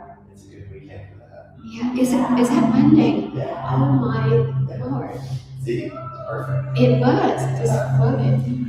Well, the women's march is coming up right now, she's. Oh, I know, there's some people that are gonna be here tomorrow, but they went to that today, so it would be cool. Yeah, so, yeah, this is really great. Thank you for the horse bracelets. Yeah, good. Well, they're just kind of fun to have, you know, and, you can give it away to somebody if you want, but, yeah. I was showing some of you guys, I got this journal that I just, rather than just end it, so now this is what I'm doing for this year, so. Probably last year, How was the house coming? but it's done. Our house got finished early. About then, two people I say, oh, Kayla, they said it's gonna be done January 31st, but it'll be March or something. So we scheduled our trip to go down there to check it out and everything for March. And they said it's ready. So So cool. So will you guys be living here full time then? we're gonna come back and forth. You will. Yeah, we're just testing it out, you know, and seeing what feels good to us. Where is it? Costa Rica? It's in Playa Avilanes. Playa is in Costa Rica. Playa Avilanes is, it's south of, Tamarindo. Oh, okay, yeah. It's on the Guanacaste, you know, that Pacific coast, and it's north of, Samara. Okay. It's, we wanted to be someplace, you know, because we're older, we wanted to be someplace that we weren't too far from hospitals and all that kind of stuff. And so it's, has a great beach, just the best beach. And it's kind of wasn't known about that much because it was, it had water problems, you know, I mean, because it was kind of back in the movies and it had some water problems.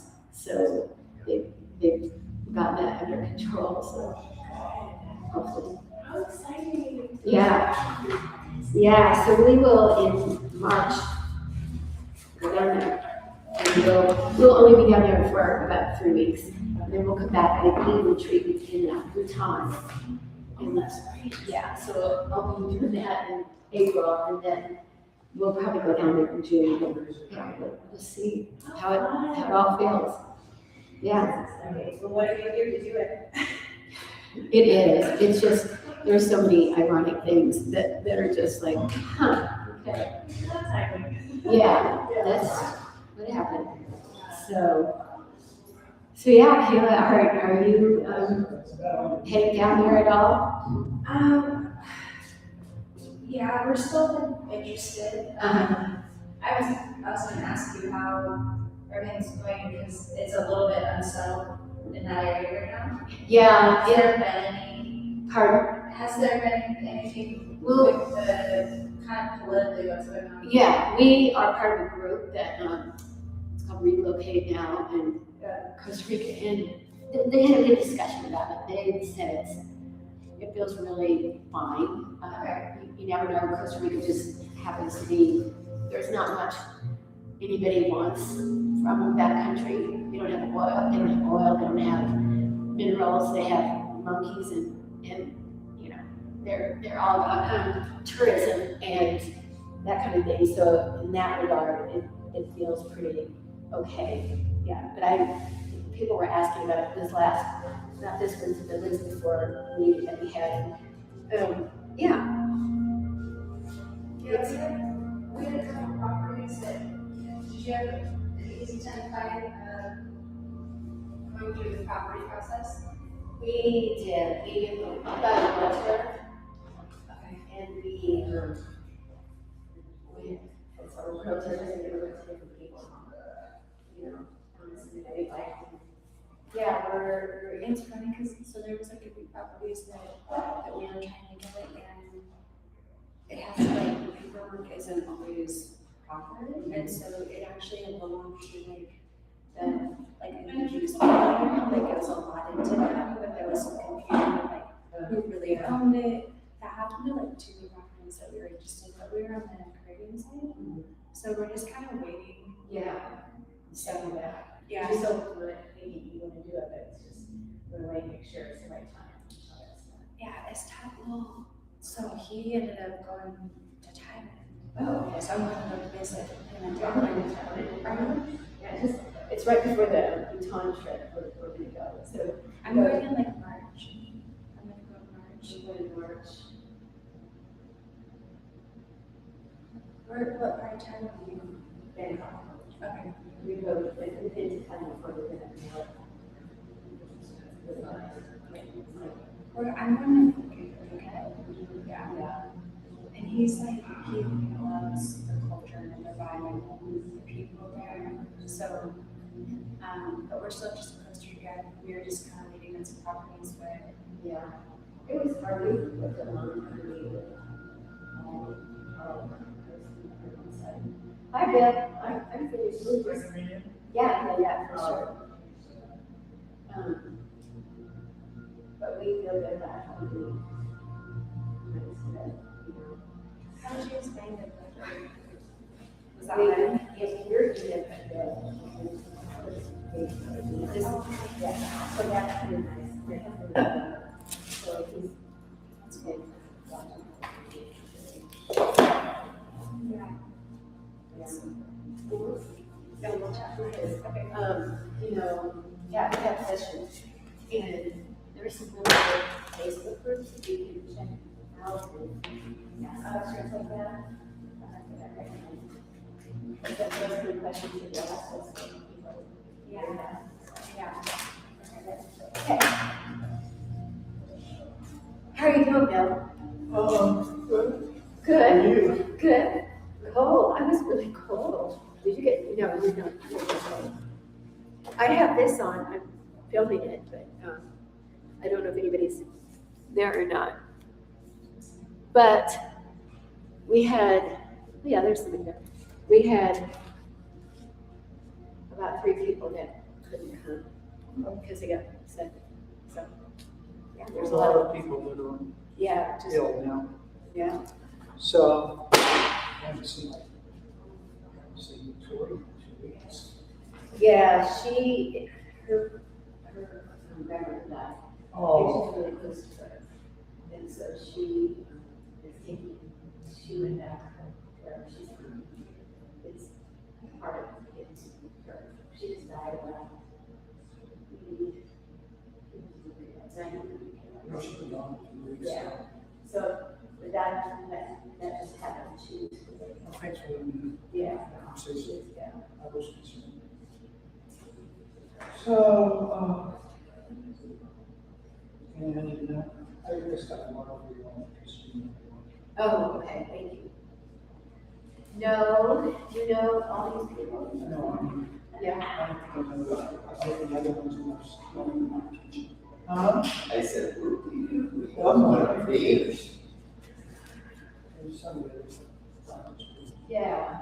So Jessica's student. Jessica. And this is Liz. And. No, this is here. Arnie, you want to do something?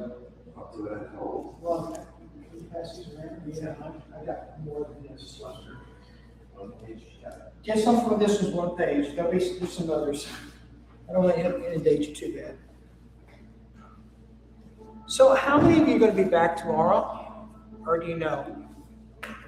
Oh, I will not. Okay. So I'm going to give the ones that are not going to come back tomorrow, the whole thing, because I don't want to inundate you with too much information. This is not fairly, I've got not much time, and I've got a lot of information to cover. So just to let you know that.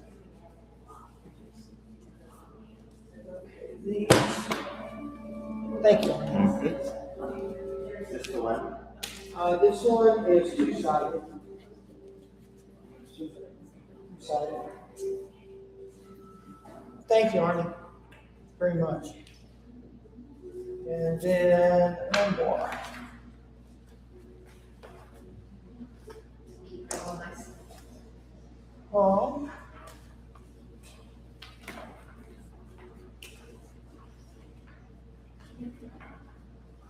Yeah, rather than come up to anything except for a little fire breath. We won't, tomorrow will be more funny on, today's gonna be more breath work, Oh, okay, period. okay. It's kind of a segue getting into Totally. that. What is also So, that's kind of how I like to do it. Give you a little more background. on it.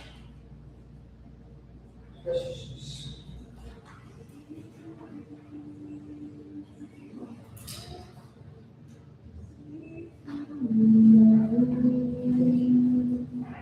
You are the chief. I'm sorry. You probably know that. Been in my class before, so you know. Let's see, what's like next to us?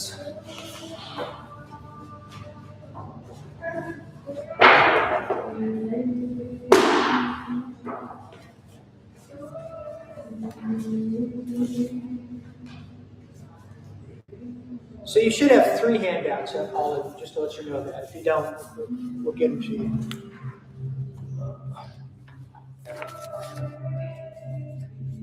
I think,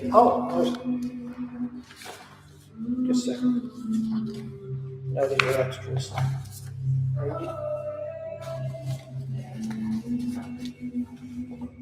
So some of these you'll use tomorrow, and some of them we probably won't go through them a whole lot today. So just let you be aware of it.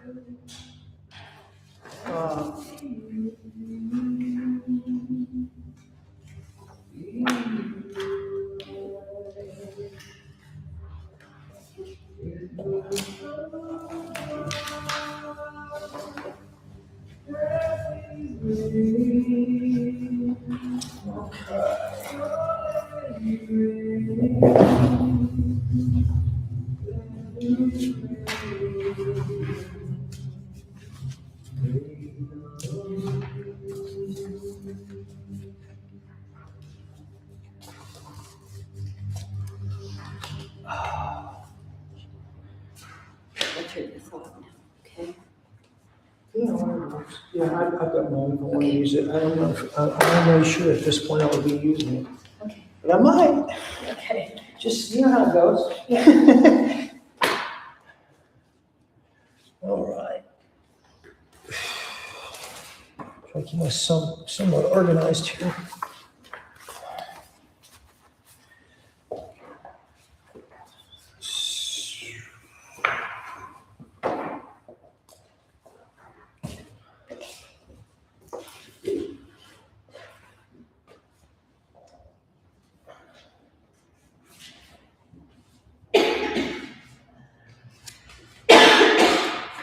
All right.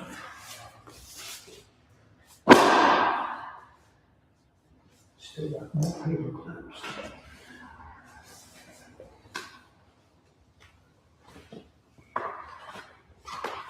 I think I might do that.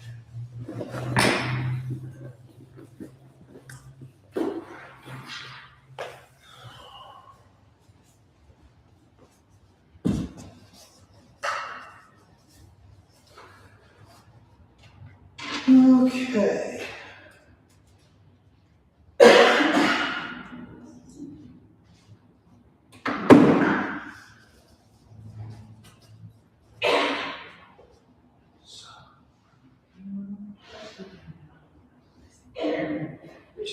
Okay, just want you to know. Okay, thank you. You're welcome. Okay. So I don't know if, I know some of you, but some of you I don't.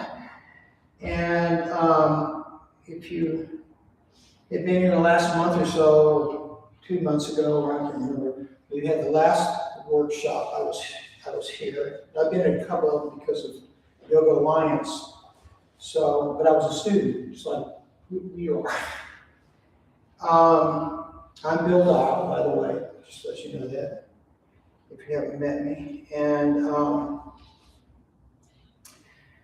I was a Shanti student as well, 16 years ago. So I've been teaching for 16 years. maybe a little over that, basically 16 years. And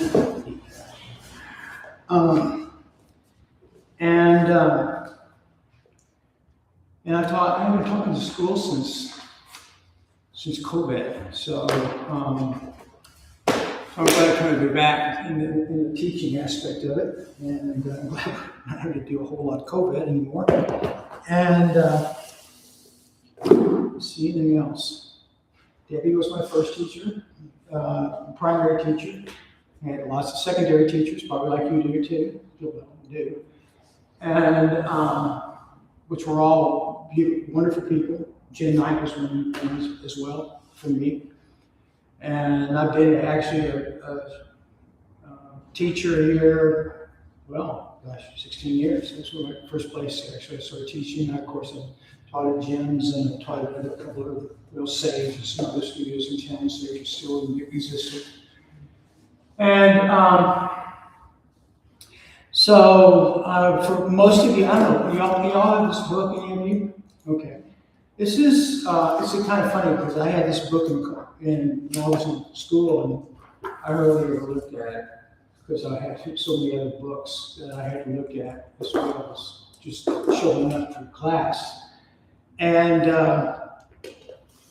so when I got out, I somehow, from a teacher that I had, secondary teachers here, who knew me fairly well because I was in a lot of classes with her.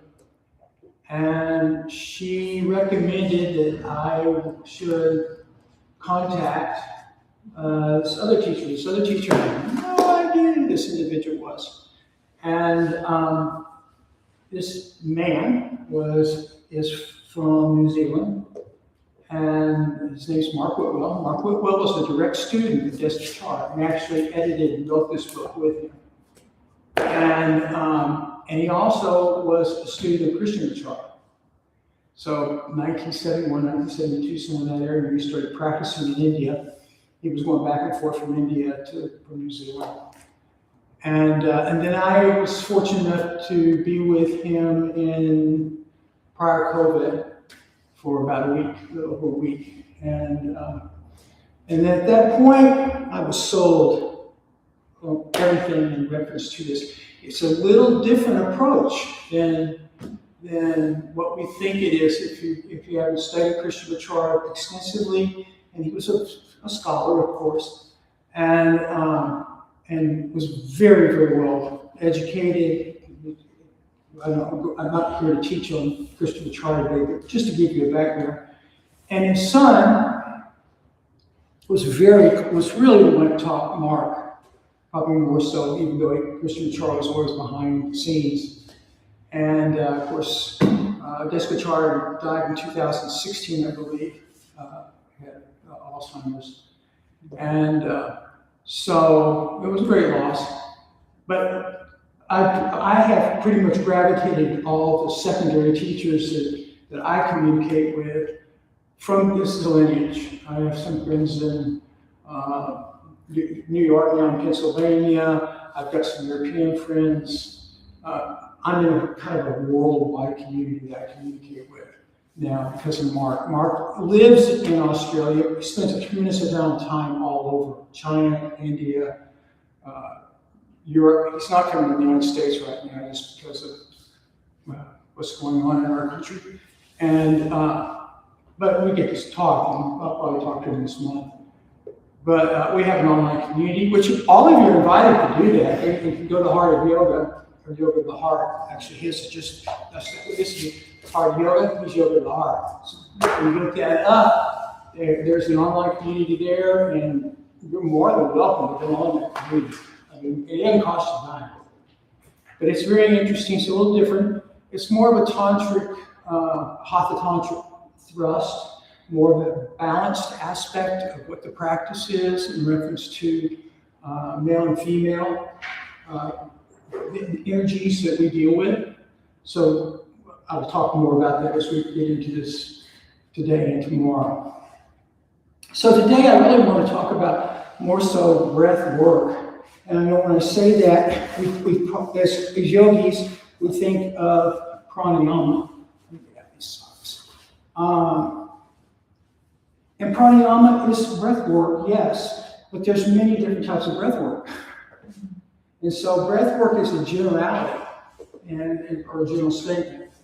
And so I want to kind of give a background of where we're going. We're going to do a little bit of not any physical practice today. Just let you know, we'll do some breathwork practice, but it'll be very simple. I mean, super simple, not complicated whatsoever.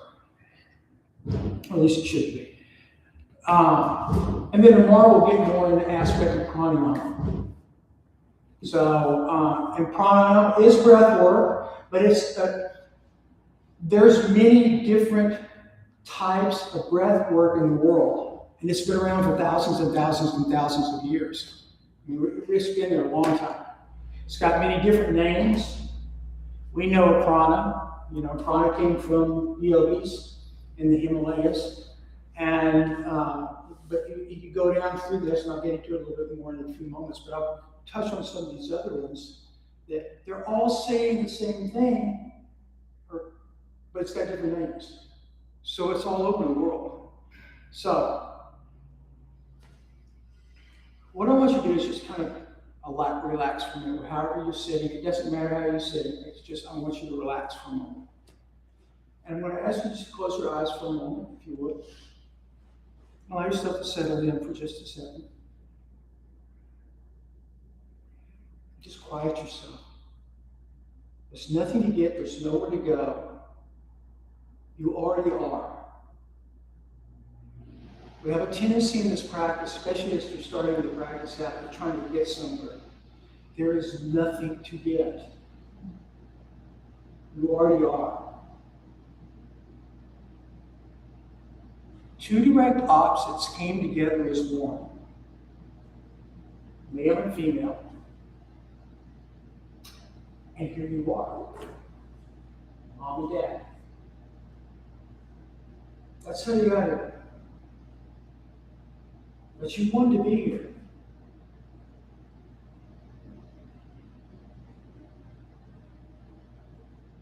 And so here you are. You are reality, experiencing reality. You are life, experiencing life. So what are you trying to get? Even in yoga. Yoga's about not getting something, it's about allowing yourself to be. Because you already are. You end up fighting yourself. Let go.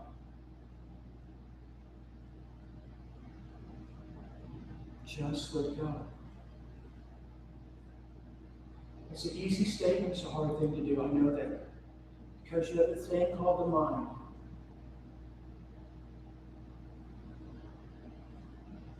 And in yoga, all of you have heard the Yoga Sutras, second verse, first chapter, Yoga Chitta Vritti Nirodha.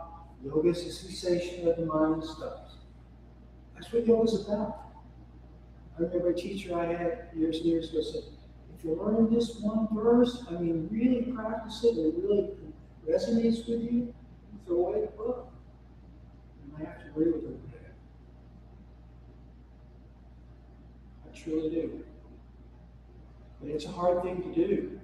I understand that too. Because right now, as I'm talking to you, you could have other thoughts. You could be in another place. I could be in another place as I'm talking to you. But be here now.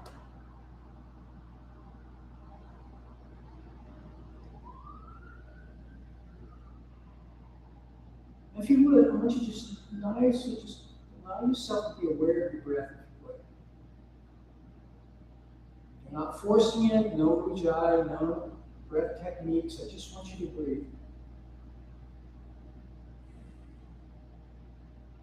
But you're aware, because I've asked you to be aware.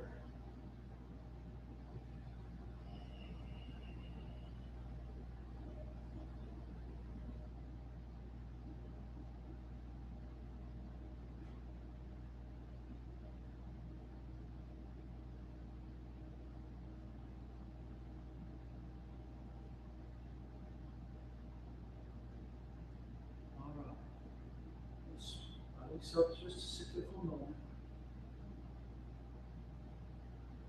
Now, where was that breath coming from in you? Just be open. You can open your eyes. Where was that breath coming from?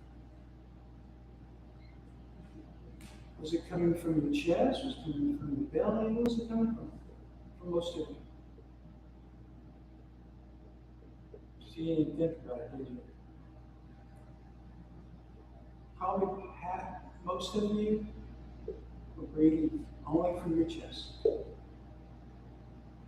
It's pretty much everybody does that. We don't want to do that. That's the first thing I want you to learn today. We don't want to just be breathing from our chest. We want full body movement in the aspect of that. So with that said, we know for a fact right now that people only use about half of their capabilities in breath work in general. Everywhere, not just in the United States, everywhere. And it's a lot has to do with the life that you live, and the life we live. I mean, look at what we're in right now. We're in a building, we control the air conditioning, we control everything that's going on. It's not fresh. You're recycling the air over and over and over. There's more happening in that, and we'll get into that later on. But there's a lot of what happens even in that. But just mechanically, we deal with that all the time. All of us. We don't think about it, but we deal with it. So be aware of that. It also says that even if you're exercising, first of all, it says that most of us use only about 50% of our breath capabilities in general. That's not good when you think about it. You want to use all your breath if you can, or as much as you can. Even when you're exercising intensely, that you might use no more than 60 to 70. This is scientific, by the way. It's not from me. It's scientific. 60 to 70% of your lung capacities are truly capable of actually being used, but we're not using it. So if you go to the gym and work out, you have probably more capabilities than what you think you do, because you're not completely breathing. So what I'm going to ask you, so when you breathe from the chest, instead of what I want you to start doing is try to, in a few moments, try to work from the belly.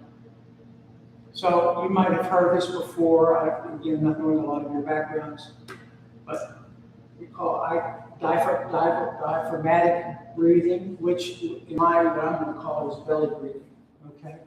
So when I first got out and I was teaching, that's all I taught was that movement. Now I teach pretty much Ujjayi, period.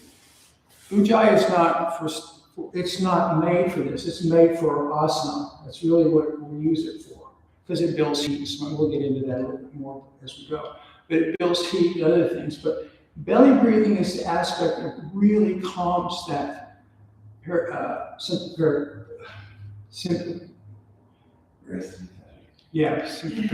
I always do that. I have it down. I walk in and I do the same thing. But it's so we'll get into that as well too. So I want to introduce to you this aspect of. So when you breathe from your chest instead of your belly, when you take quick and short breaths instead of slow, deep ones, you are actually signaling to your nervous system that you're in danger. So you actually are in that aspect of fight or flight all the time. Even right here, right now, being this calm, you're in fight or flight, and you don't even really recognize you're doing it. With that said, shallow breathing creates a cascade of effects through your whole body, bringing utter stress, which ages your cells in your body, clouds your thinking,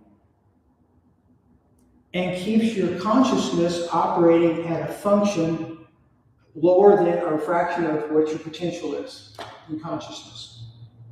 So that's why it's so important to be able to get as much breath as you can throughout the whole body, just in general.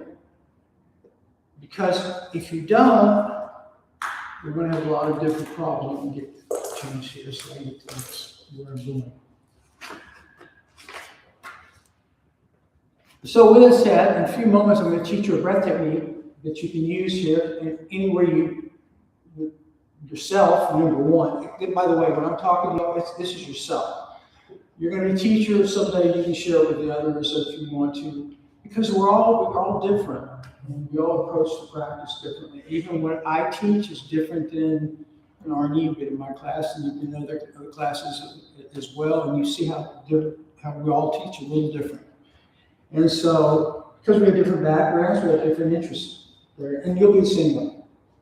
Some of you are probably trying to find, maybe you're teaching now, I don't know.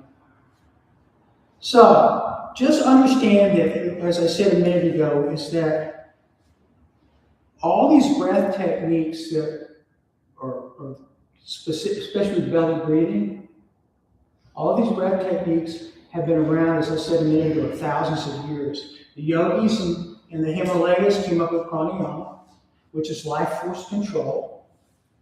The Tibetan monks, they came up with what's called tomo, and that's basically an interior fire meditation. And what the yogis used to, or excuse me, Tibetan monks used to do, they would go out there and sit in the snow, and they could develop something from using just their breath, just sitting and using the breath. They could melt the snow around them. They could actually, you could put wet clothes on it, and they could dry out those clothes just by breathing. So the body has so much possibilities if we just use, so we're not using